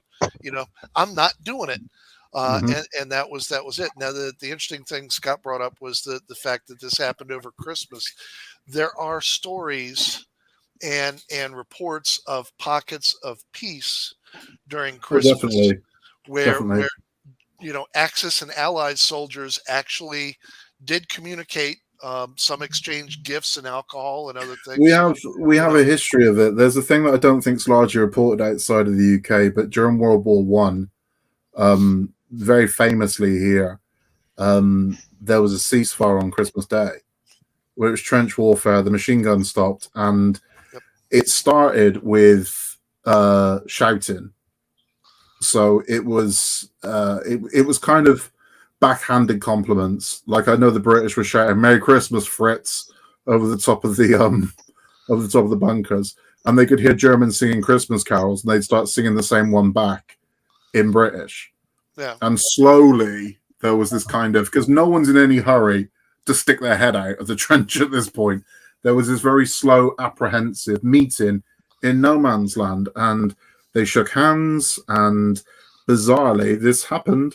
They played football. They played soccer. Okay, So that I didn't know. So that was this is.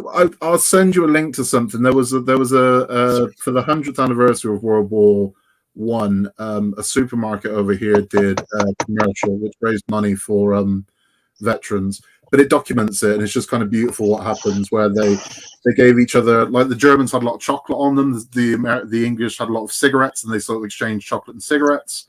But they played football. They played soccer in no man's land. And then the next day went right back to shooting each other, which it just shows the insanity of war. You know, these are people like, I don't hate you. This is what I've got to do, and it's. But yeah, so they play football in the middle of no man's land on Christmas Day. So it doesn't surprise me that during the Battle of the Bulge there probably would have been an exchange of chocolates, and because I mean, think about it. You've been going for 5-6 years at this point, fellas. It's cold. It's Christmas Day. Should we just knock it fucking off for a day and let's just take a day off? Let's have a drink. Let's just fucking down tools for a day because this is a bit much, isn't it? It's got to have hands. This. Yep. So, and it's it was interesting. The big push that came in and broke that was Patton's Third Army coming up from the one side. I think there were elements of Montgomery's that came from the other side, if I remember correctly. That was the last big coordinated effort between the two big guys. But that is in at least American history, that is I think probably recognized as the biggest or the greatest battle in American military history. And and that's saying something when you're not talking about the Revolution or all the American dead that were on both sides of the Civil War. That's saying something. That it was that far out. But yeah, that was pretty much it. After that, Hitler was done. We all kind of advanced on him, as Scott was saying, from different angles, and he kind of realized that the jig is up. He never accept. I mean, even like down to the fact where it's like Germany has fallen, still hasn't given up, but still is holding on to this. No, and it's like no. At that point, his nearest to him is saying to him, "It is over. They're not taking his instructions anymore." And that's when it's like. That's why he blew his head off. He couldn't accept it. This is over. Yeah. But that was April 30th of 1945 is what they say. And then the surrender, the unconditional surrender of the Nazis was on May 8th of 1945. But this is the thing. He's and like I said in Downfall, if you watch the movie Downfall, it's a great movie. Honestly, really good. I've checked that out. It's really good. He at that point he's still trying to hold on. And this is where it becomes peace treaty, and it's like you are way beyond a fucking peace treaty, my friend. there is no because there's no reason to have a peace treaty at this point for the Allies. We're like, no, for what reason would we make peace with you now? It's not going to happen because again, we know what he would have done. It's like we know full well that this will just be you will just regroup and do it again. Yep. So yeah, it was. He just never accepted. He never accepted it. So even like when he's hearing about the Battle of the Bulge, you've lost Antwerp, you've lost Belgium, Poland are now mounting the fence. The Soviets are going to invade Germany. You do not have the manpower to hold them back. There is nothing you can do at this point. It is over. Still would not accept that it was over. So he was still feeding out this bullshit to the people that he was with. That no, if we do this, we can. It's like, mate, it's done. It's completely done. Well, but yeah, just wouldn't accept it, couldn't accept it, and didn't accept it. Blew his head off. Yep. But I mean, the complete coward's way out. The complete coward's way out. I mean, I'm not talking about a suicide through depression or something like that. This is literally a case of there is no way I'm facing up to all the bullshit that I've done. I'm out of here. That's what this was. Yeah. So this wasn't that he was depressed or anything like that. This is like a shit. It's like, they're at your fucking door. And it's like, now you are going to be...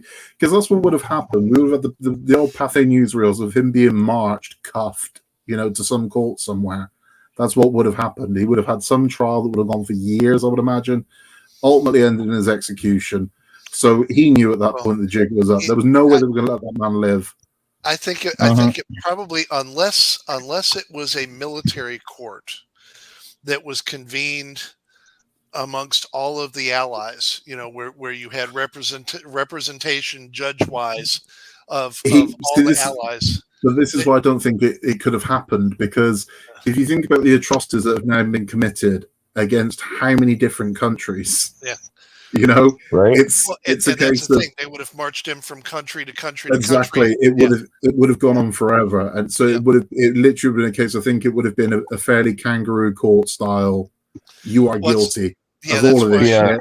That's why I say it would have been one court case with a jury member or a judge member from every country's military, involved. And that I could see, but I don't see everybody cooperating, because the laws of justice, even military justice, differ from country to country. So it was just another shit show. To be honest with you, I think if they'd have found him in that bunker before he shot himself and he put his hands up unarmed, they still would have shot him. It's still in the case of he had a gun, did he? Yeah, and it's at that point. It's Who's got that Luger in their belt from the last? This is what and who would have given a shit? You wouldn't have heard anybody saying a bleating justice for Hitler, would you? No. It's exactly what it deserves. It's kind of funny because the way it happened, when you're talking about the fact that everything fell apart on him, was after we made the landing at D-Day and we started taking Normandy. It's funny, it wasn't the Germans that ended up stopping both sides. We outran our supplies, and that's why we had to stop. And wait for things to catch up, and then on again. And it was both the northern and the southern group that had that problem, because at that point the Nazis were in full retreat, and as fast as they were running backwards, we were running forwards. But you got to realize at one point you're going to outrun your supply line, and when you outrun your supply line, you're in a little bit of deep shit. So you gotta wait for them to catch up.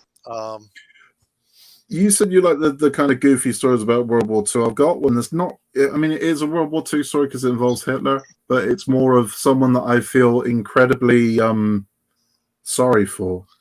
Was that Hitler was in the same class as the philosopher Friedrich Nietzsche when they were, when they were 11 years old. Imagine the poor fucking teacher in that class. Jesus Christ. Who are you teaching today? Just Nietzsche and Hitler. That's going to be a fun day for you. I'm like, wow, that's just one of those weird, Nietzsche Snake and Hitler. eyes. Exactly. Nietzsche and Hitler are about two men, two very different ideas about the world. That's kind of an incredible one. But that's the thing. But it's a remarkable thing, and like I said, the war didn't just end. It didn't end in 1945. It did. Officially, it's ended. But the shit went on for ages. I mean, like in the UK, rationing as a result of the war was still happening in like 1956. It's like 11 years later, shit was still rationed. We didn't get back to normal for years. Yeah. The population of London, I think I mentioned this before, the population of London only returned to its pre-World War II levels. And I think it was 2008. That's how big a hit we took of generations of British men. Insane. But that's what happened to us. And we have only scratched the surface on what we've talked about, because there is so much to talk about. Yeah. But, now there is one positive effect to that, Scott. Is the guys returning and having your male population decimated like that. It did make it a little bit more friendly for the guys to pick and choose. A little bit, yeah. I mean, it's when we weren't, but we were then competing with fucking American GIs. Sorry, who had all the good shit. There was there was some of the things I read about just made me laugh my ass off. There was an insult they used to give sort of the girls that would specifically go after the GIs because they wanted the lifestyle, and it was that she was wearing a new kind of pantyhose. They're like, oh yeah, what is that? Yeah, one yank and they're down. One yank and they're down. Okay, that's funny. I know. Ouch. I'll take that one. So there was a lot of that going on, but I mean it's a fascinating part of our history. It's a sad part of our history. Yeah.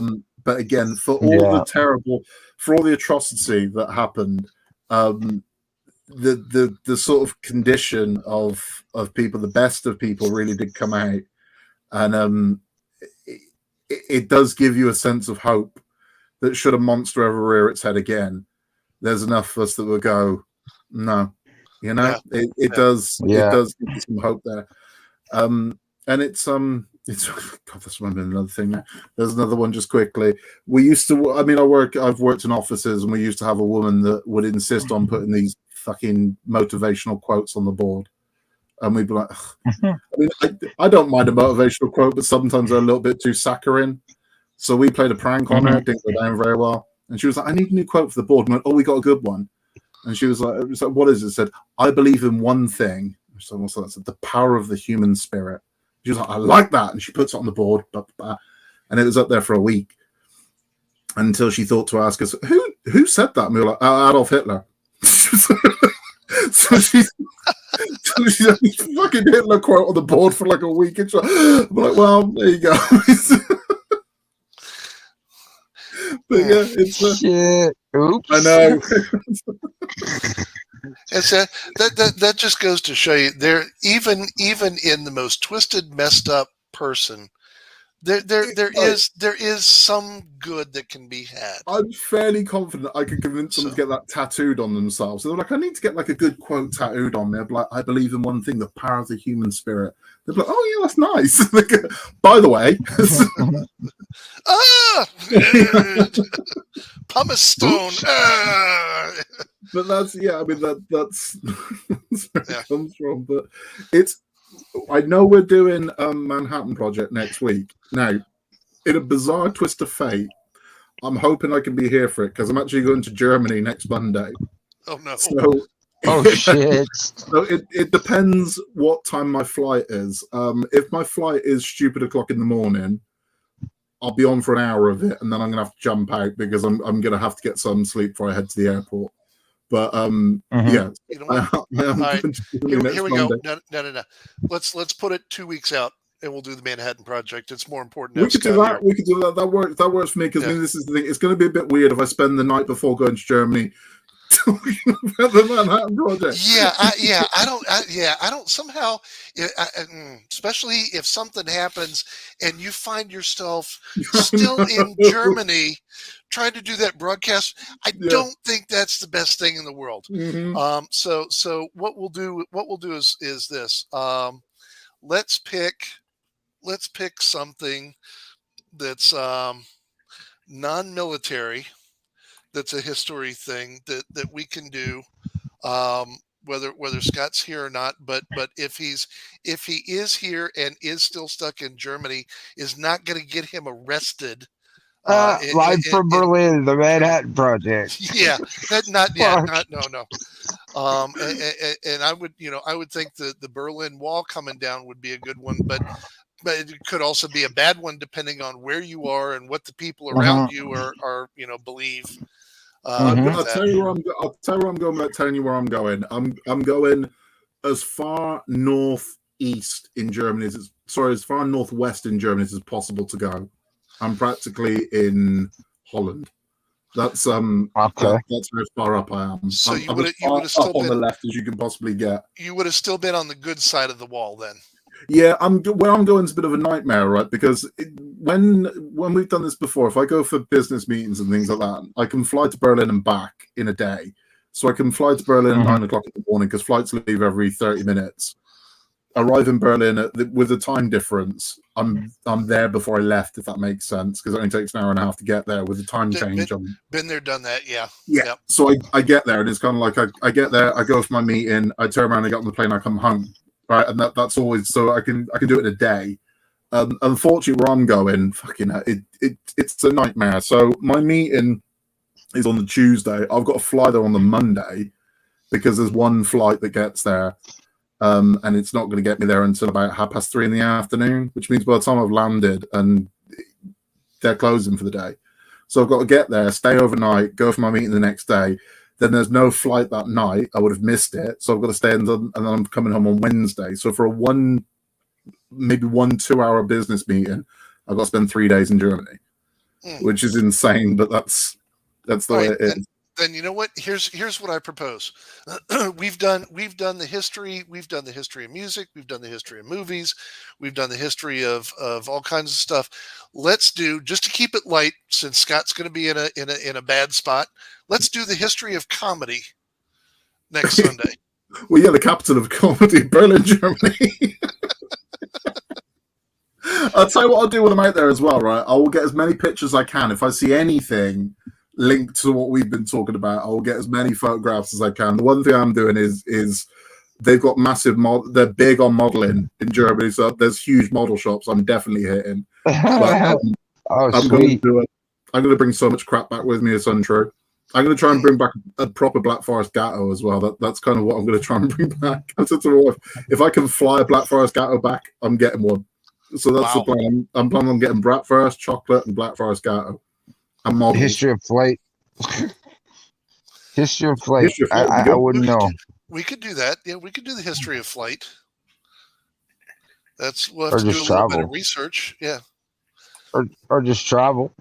Well, see, actually, doing the history of flight, I have a little secret that I could surprise everybody with, if we did that.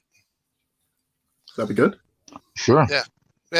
Let's go. So, yeah. I could do that.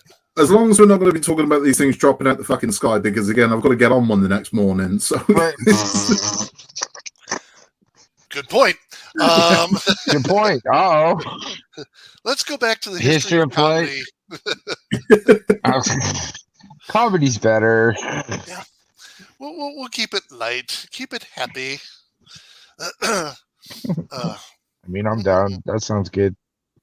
That'll be good. I'm gonna do as much intel as possible whilst I'm in Germany. I feel like I'm spying. I'll get as many photos as I can. And I'll see what I can bring back to share, and it'll be good. We could always do Germany's Got Talent. Has it?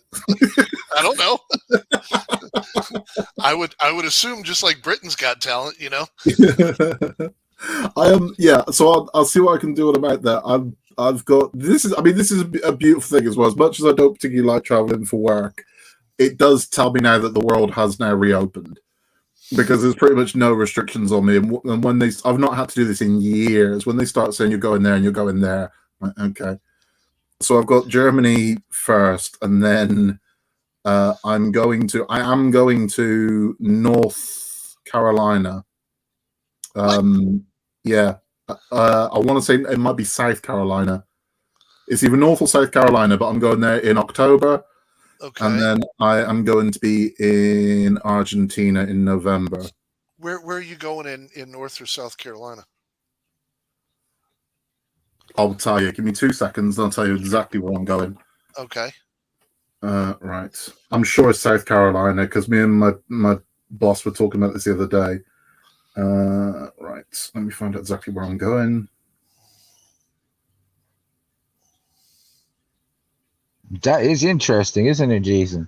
It could very well be, depending on when. I am going to be in. I did know the name because there was only one friggin' hotel, and I was like, okay, well, that's where I'm staying then. What hotel? I've been before. I went years ago. I had to go to a thing at Myrtle Beach. Oh, nice. The torture. Oh. Tortured. You don't know why I was there. I can't tell you why over here because I've signed NDAs, but I'll tell you the story. My weird Myrtle beach story one day. Blythewood. Blythewood. Blythewood. All right, wait a minute. Google it. I am, because I want to see if that's near any of my clients.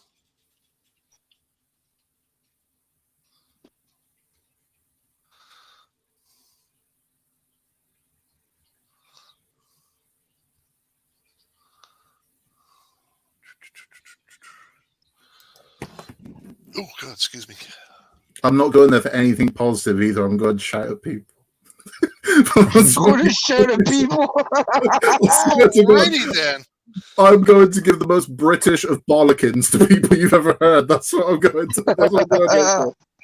Oh, I want to be a fly on the wall for that. Yeah, no shit. That would be interesting. No, and unfortunately, it's not. That's where I'm going to be. So I'm going to be in Blythewood, in I believe it's South Carolina.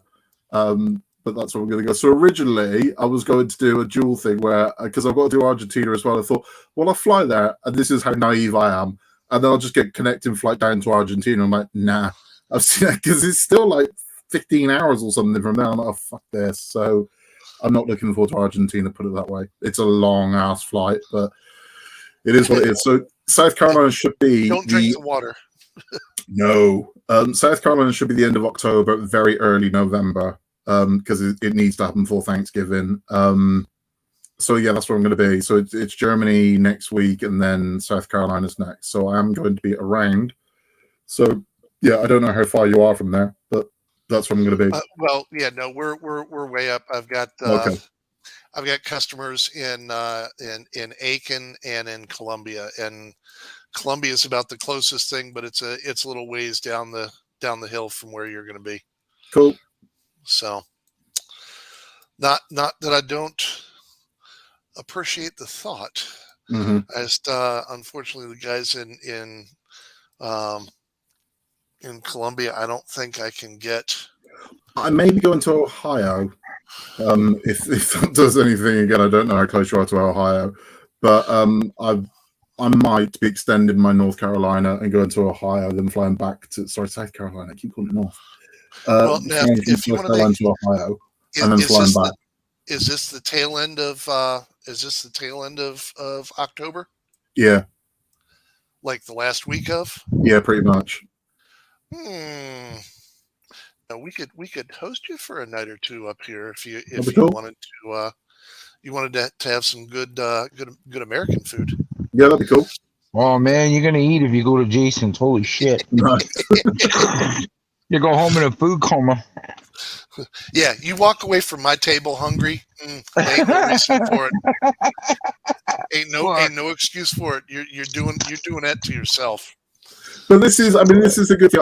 I don't like traveling for work. I hate it, and I've kind of got comfortable with having to not do it. So, but the good thing is, the thing I'm focusing on is the fact that pandemic seems to be all but over now. If they're sending my ass all around the world to these places, it would suggest that we're kind of, because before it was a case of, well, we're gonna have to pay for you to have 5 tests and this shit, and no, it's just kind of like, nope, first plane out of it, you'll go in. That's it. So it's like, okay, well, it looks like we're kind of out of the pandemic. Whether it rears its head again or not, it's everything suggests that we're done, because I've got no restrictions in Europe. I've got no restrictions in America, South America. I don't know about China, which is somewhere I typically avoid as much as I can anyway. But it's I don't know about there. But as far as I'm aware, there are no restrictions anywhere now. We can just go wherever we want, which is a beautiful thing, because it means 18 months after it started, it looks like we're finally done with the pandemic. It's 18 months with 2 years, nearly 2 years, isn't it? 2.5 years. Fucking hell. I don't know about you, but we were sent home. We were sent home, and I remember it very distinctly, March 18th of 2020. Oh yeah, I was fired that day, man. I was fired the day the pandemic broke out. The company I was working for, I'd only been working with them for like 9 weeks. I just started a new job with them, and when the pandemic broke out and everyone had to be kind of furloughed and whatnot, they said, "Yeah, you're still under probation, so we're just letting everyone go." I was like, "Are you fucking kidding me?" and I'd done nothing wrong, but I lost my job that day. I was like, thanks. Thanks for that. Yeah. So that's what happened to me. The first day of the pandemic, Boris Johnson gave us everyone stay at home. I got called in and they said, yep, you, and it was about 10 of us were like, we're not keeping you on, you got to go. Thanks. So that's what happened to me on the first day of the pandemic. That sucks. I'm sorry, dude. Big time. Dude, it was rough because I'm thinking like, how do you find a job in the middle of a pandemic? Do you know what I mean? I did, amazingly. I found a really good job in like 4 weeks later.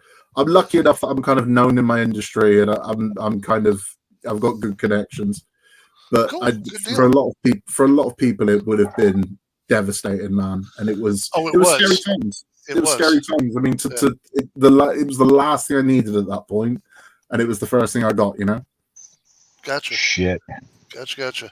Well, definitely. If you want to, stop over for an evening, in the flight to and from or whatever, we can certainly do that. We're hosting a paranormal team that's going to be coming down and then going up to Gettysburg.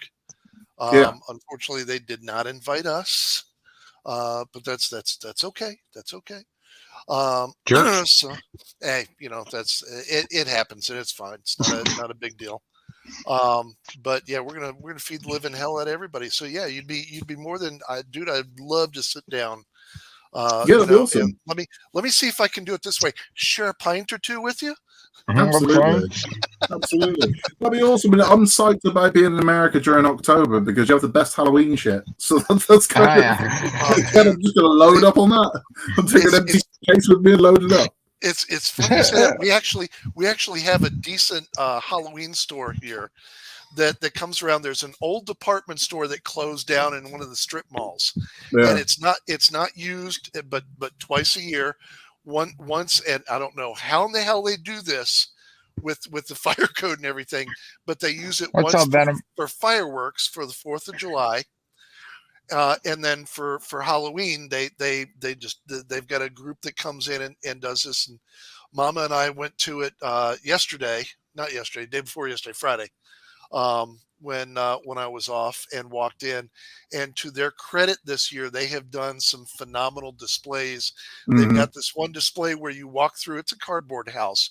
But you walk through the cardboard house, and they've got some videos that are on the sides, and they've got these plastic wires that are hanging down from the ceiling. Mm-hmm. Well, as you step on the first tile going in, the whole floor shakes. Oh, nice.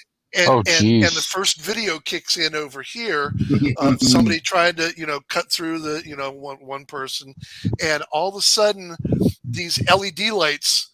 And you hear the zap like electricity, and these LED lights start flashing on the stuff that's hanging down, like it's wires that have that's electricity really going through it.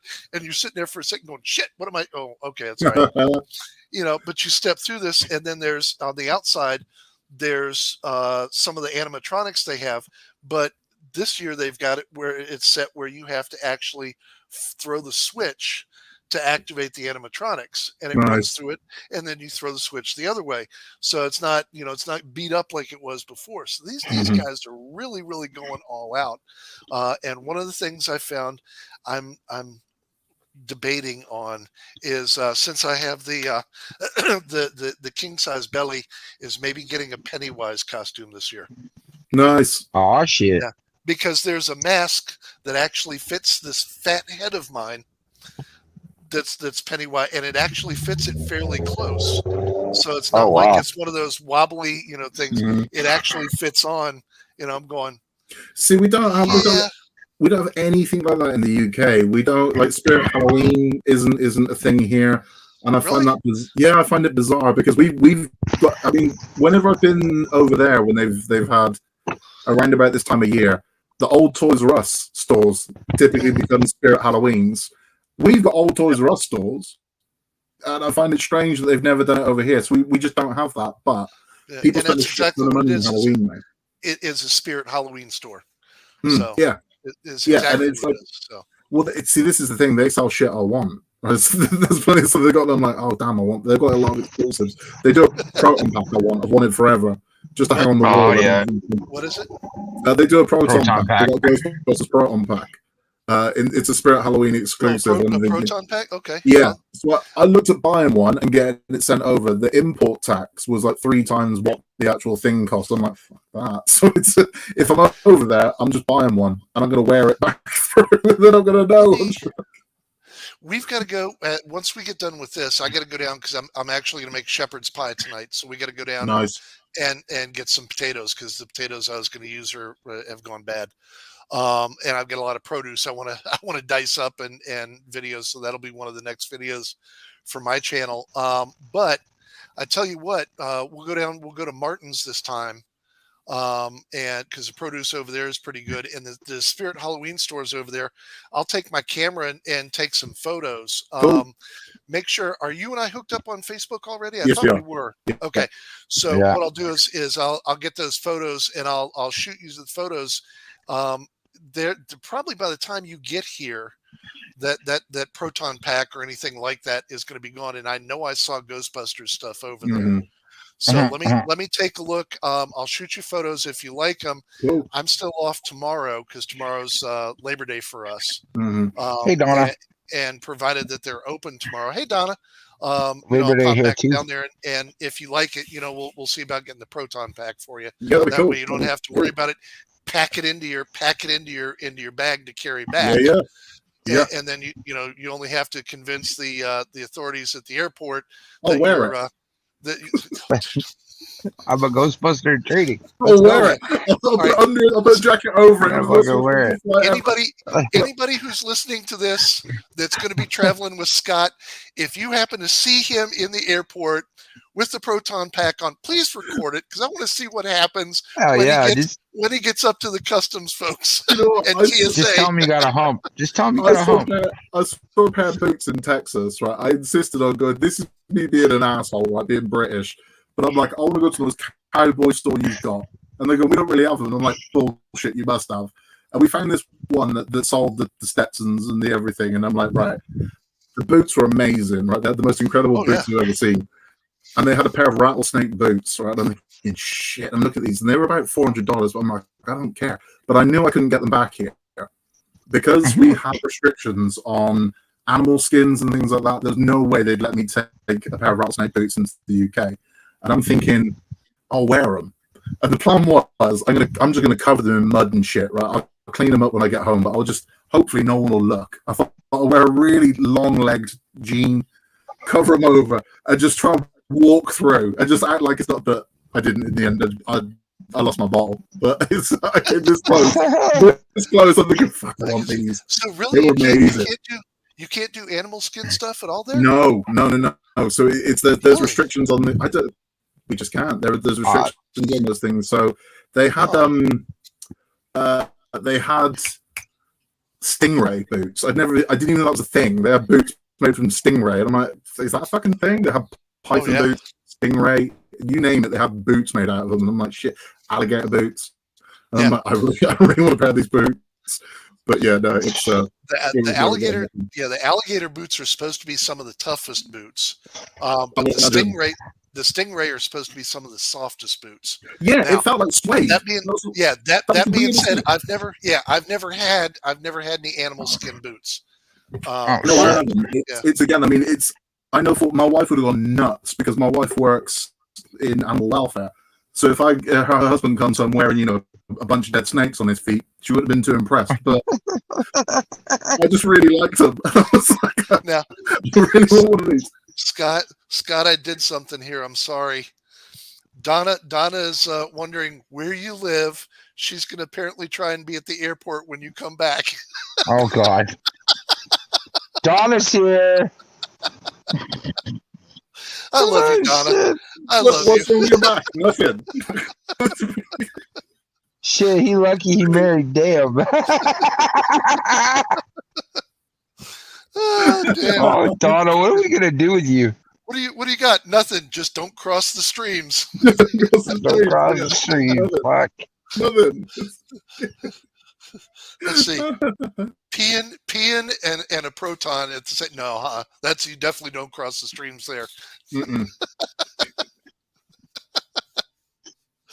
Wow. Yeah, that's my main problem with America. I could honestly take 2 empty suitcases with me and just fill it with crap. I mean, it's like I sneak shit back in as well. I'm like the worst version of like Narcos you could imagine, because I'm smuggling Jolly Ranchers and Albanese gummy bears and shit because I don't want to pay duty on them. So it's like I've got like a £3 bag of Albanese gummies tucked into my pocket here, and it's like, what are you going in the back there? So I'm like, just Jolly Ranchers, man. Bags of fucking things.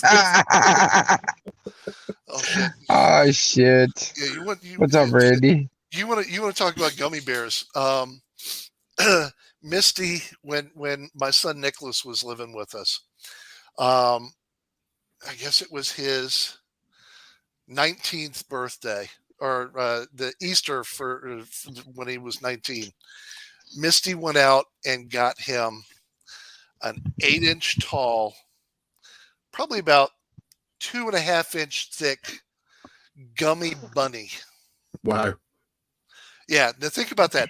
8 inches by like 2.5 inches. That's a shitload of gummy. And God love him. I love my son. He's not the brightest crayon in the box sometimes. He sat and ate the whole thing in one sitting. And then comes out and goes, I don't feel so good. And I'm like, dude, I can see signs. Whatever you do not puke out here, okay? Right. We're talking the Skittles yawn of forever. That would have been bad. Do you know what? Yeah. The Albanese gummy thing, right? I was jet lagged to shit, and I was taken to a jerky store in Texas, right? And I'm like, I didn't even know this was a thing. And I'm in there, and they're trying to get me to eat all this horrible shit. And I'm like, what is that now? And it's like, horrible shit. It was gross. It was this is ostrich jerky, and this is alligator jerky. It was fucking horrible, right? And I'm like, I'm not really interested. And the lady who owns the store says, would you like to try the gummy bears? And I went, well, I've had a gummy bear before. I mean, I'm not that sheltered. And she said, no, these are the best gummy bears in the world. I'm like, well, thinking about it, the bar is set pretty low on the gummy bear. You know, so they all kind of taste. It's not like there are levels of gummy bear. There's gummy bears. These weren't THC gummies. These were gummy bears. Okay. I don't know if you've tried them or not, but we don't have these in the UK. They were called Albanese gummy bears. Right. And I thought, okay, I'm not even kidding, right? I tried these things looking like there's no one going to be impressed. I tried them and oh my Christ, they were amazing. I'm like, Jesus. So then that's it. Then I'm hooked on Albanese gummy bears. So I buy like the biggest bag I can find, which was like I think it was like a £5 bag of Albanese gummies. I bring them back and I'm telling my wife, you won't believe these. And she said, yeah, right, whatever. And the kids as well, they're like, it's just gummy bears. I'm like, I'm telling you, I swear to God, we went through this bag in about 2 days, right? just strip them out. Like, these are fucking amazing. But if you've never tried them, because I've spoken to a lot of Americans who are like, I didn't even know they were a thing. Albanese gummy bears, I swear to God, are fucking amazing. Well, you gotta watch when you come over this time, because we've got some new gummy bears that you probably haven't tried yet. It's kind of like those brownies that you have that you don't really have. Special gummies. Yeah, you know, we can get those here. Oh, you can? Okay. I was going to say... I tried a thing out there as well. I tried a cotton candy that was like that had that stuff in it. But it was weird. It was like, they were like pucks. It looked like a hockey puck.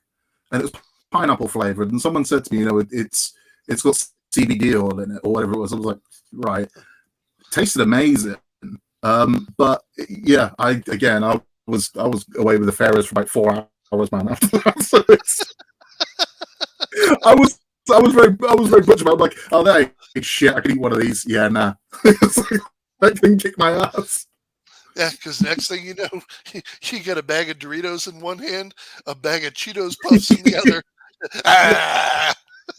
Exactly. I've just inhaled 6 pounds of Albanese gummies. It's like... Yeah. Yep. Brownie. No, definitely. So I'll let you know exactly where I'm going to be and when I'm going to be there. And yeah, right. That'd be great. That'd be really good. Yeah. Probably the easiest around here and most functional for you would be, and could be the cheapest, would be to fly into Dulles. That's what I'm not paying. So it's just not work for me. There you go. This is on the company, so yeah, it's fine. Yeah, so you fly into Dulles. It's about 40 miles from the house here. Takes no time to come down and get you, Cool. and then beeline back up to the house. And dude, I'm gonna be cooking my ass off because I am off that week. Yeah, that'd be good. So shit. Yeah, that'd be really good. Yeah. So excellent. I got to fix the igniter on the grill between now and next week, because hopefully next week we're going to do the actual grilling demo of steak ribeye. Nice. Yes. Let's go. Yeah. Nice. So yeah. Yep. So and Donna's talking about brownies down here. She had the special brownies and was told to eat only one, and apparently ate 5. Good luck. Yeah. She probably woke up on the floor. What I'm going to do is I'm going to post the commercial I said about the one they made of the soccer match in World War One in the chat. Oh, cool. Okay. So you can see it's right there. But yeah, it's a gorgeous thing. It really is. But it's one of those weird kind of stories that I don't know. It doesn't really get spoken about outside of the UK. It's very kind of, it's a really big deal over here, but it doesn't really get mentioned outside of the UK, which is kind of a sad thing, because it sort of shows the insanity of war. That these guys they don't hate each other. They're just kind of this is your fire and that way, and you're firing this way. Those are your instructions. So yeah, it's pretty much. Thing. Well, I'm going to call it, gentlemen. That will be me for this evening. Yes, sure. It's late here in the UK, but it's been yeah. Always. I will jump on next week, regardless of what it is. I will be it for 20 minutes or half an hour.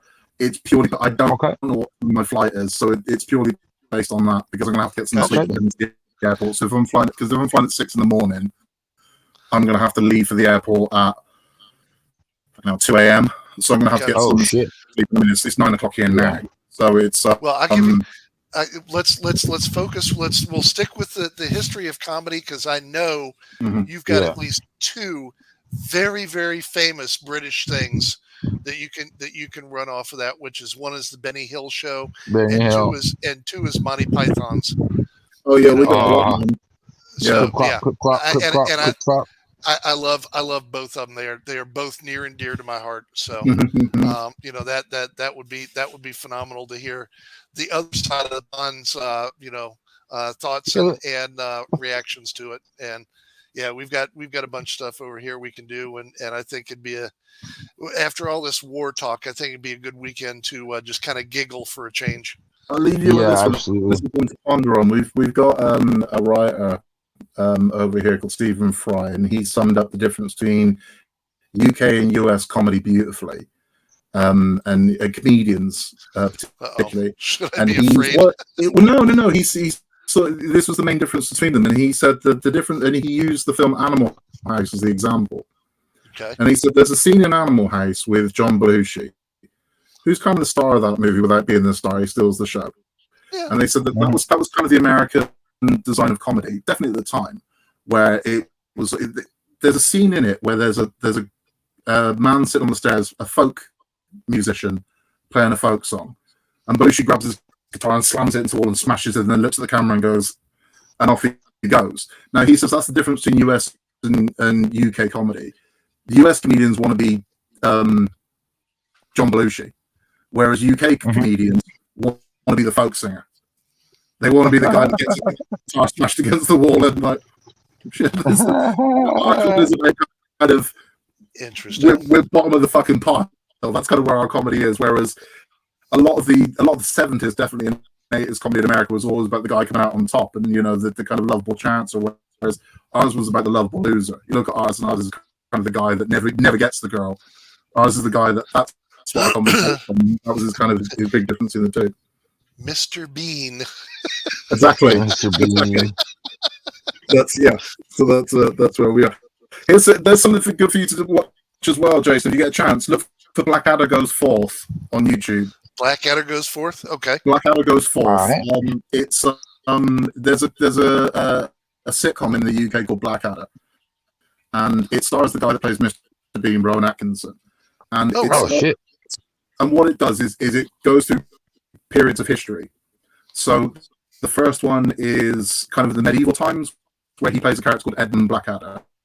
And then the second series is set during the Elizabethan times with Elizabeth II. And he plays a footman of her, Edmund Blackadder, so it's a relation. The third one is set during George V's reign. And again, he's like a butler for George V as Blackadder, but then Blackadder goes fourth. It's set during World War One, and you kind of see it's all about the trench warfare of World War One. It's the same characters all move through history, but it's fantastic, and it's incredibly cool. Where it goes into the madness of World War One, but it's really bloody funny. Gotcha. So it's really good. Blackadder goes fourth on. You'll find it on YouTube. It's hysterical. You'll enjoy it. Cool. Get that. Awesome. There we go. Oh yeah. Cool.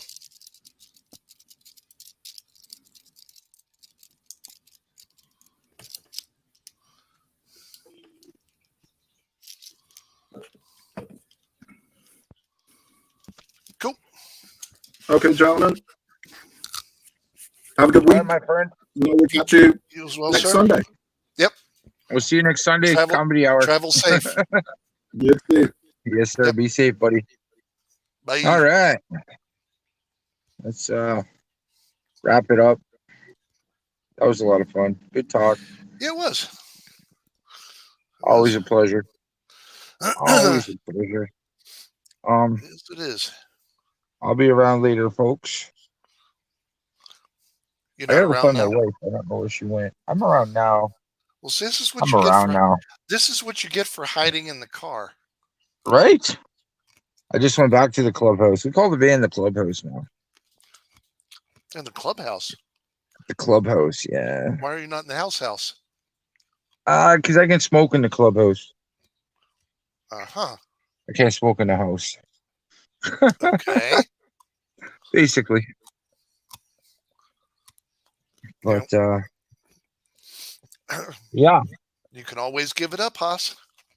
I'm trying. You're very trying, but we love you anyhow. Well, thank you. We love you too. Oh boy. Love when the wife brings me beans straight in off the vine. Oh, there you go. Yeah. I gotta go find mine. A little snack. All right. Yep. All right, Bubba. Well, we'll catch you later, man. Always a pleasure. Are you going to be around later, or you're probably working tomorrow? Right? No, I'm not working tomorrow. Great. You're off. You're on holidays. Yep. I might do a hangout tonight. I'm cooking. Yeah. Just send me over. I gotta do my cooking thing. Okay. So I have the next one ready, and it was a toss up between the hamburger bombs and the shepherd's pie, and I just the hell with it. I'm gonna do the shepherd's pie. Heck yeah, let's go. So, yeah. Sorry, that's more comfort food to me than the hamburger bombs. So do a little variance. Do a little variance there. Release the smoked sausage and thank you, Sherry. Thank you, Jerry. The smoked sausage and cabbage. The middle of this week. I know I promised it before. There's right. one thing after another ahead of me. God bless our vets. Yes, and everybody's still serving, and everybody that has served. Much love to you all. Yeah. Please, if you do run into a serviceman in uniform or servicewoman in uniform, please do take a minute, walk up to them, extend your hand, and thank them for their service. Yeah, absolutely. It may seem silly, but believe me, you will make their day. Yeah. It means the world to them. These are people who have sacrificed, not just in their own personal lives, but their families' lives as well. Mm-hmm. We wouldn't be living in our respective countries the way they are if not for these men and women. Yeah, these are folks who make what we're doing right now possible. I would have loved to have served had I been able to. Unfortunately, childhood injuries kind of prevented that. So it is what it is. What else can you say? Exactly. So that's it. I do what I can to make sure we recognize and appreciate the vets and the active service folks. So please do take a minute and if you know a vet, thank them for their service. Ask them to tell you their story. If if you're close enough to them to get them to, and you're gifted enough to have one that'll talk to you, ask them to tell you a little bit about what they've been through. Yeah, You know, you might learn a little something. And absolutely. these are amazing people who make our lives possible. So thank you again to all of our vets and to all of our active service personnel. So we try and do a little bit of recognition for you here when we do our history talks. It is a sad comparison, but it is an homage to you all and what you've done for us. And as long as we can continue doing it, we will continue to visit parts of history and make sure that your stories and your history that you've created for us is kept alive. So. Absolutely. Well, we're gonna lighten it up next week. We're gonna do comedy next week, and then we're gonna finish it in 2 weeks with the Manhattan Project. That's right. So stick around next week for Rotzo Rafts. Rotzo Rafts. Rotzo Rafts. We have all right, peeps. Oh shoot! There we go. Did you drop it again? Yeah, just about. Oops. What to do with you? Donna's going for a nap. I'm going to make dinner. Yeah, I got to go buy some stuff and then make dinner. Oh yeah, that's fun. Yep. So we'll have something good. I think you'll like this. Lots of goodies. Beautiful. I'm excited. So. All right, peeps. Yep. Much love, Jason. We'll see you tonight. I'll send you the link. All right. Looking forward to it. Bye. Bye, everybody. Bye.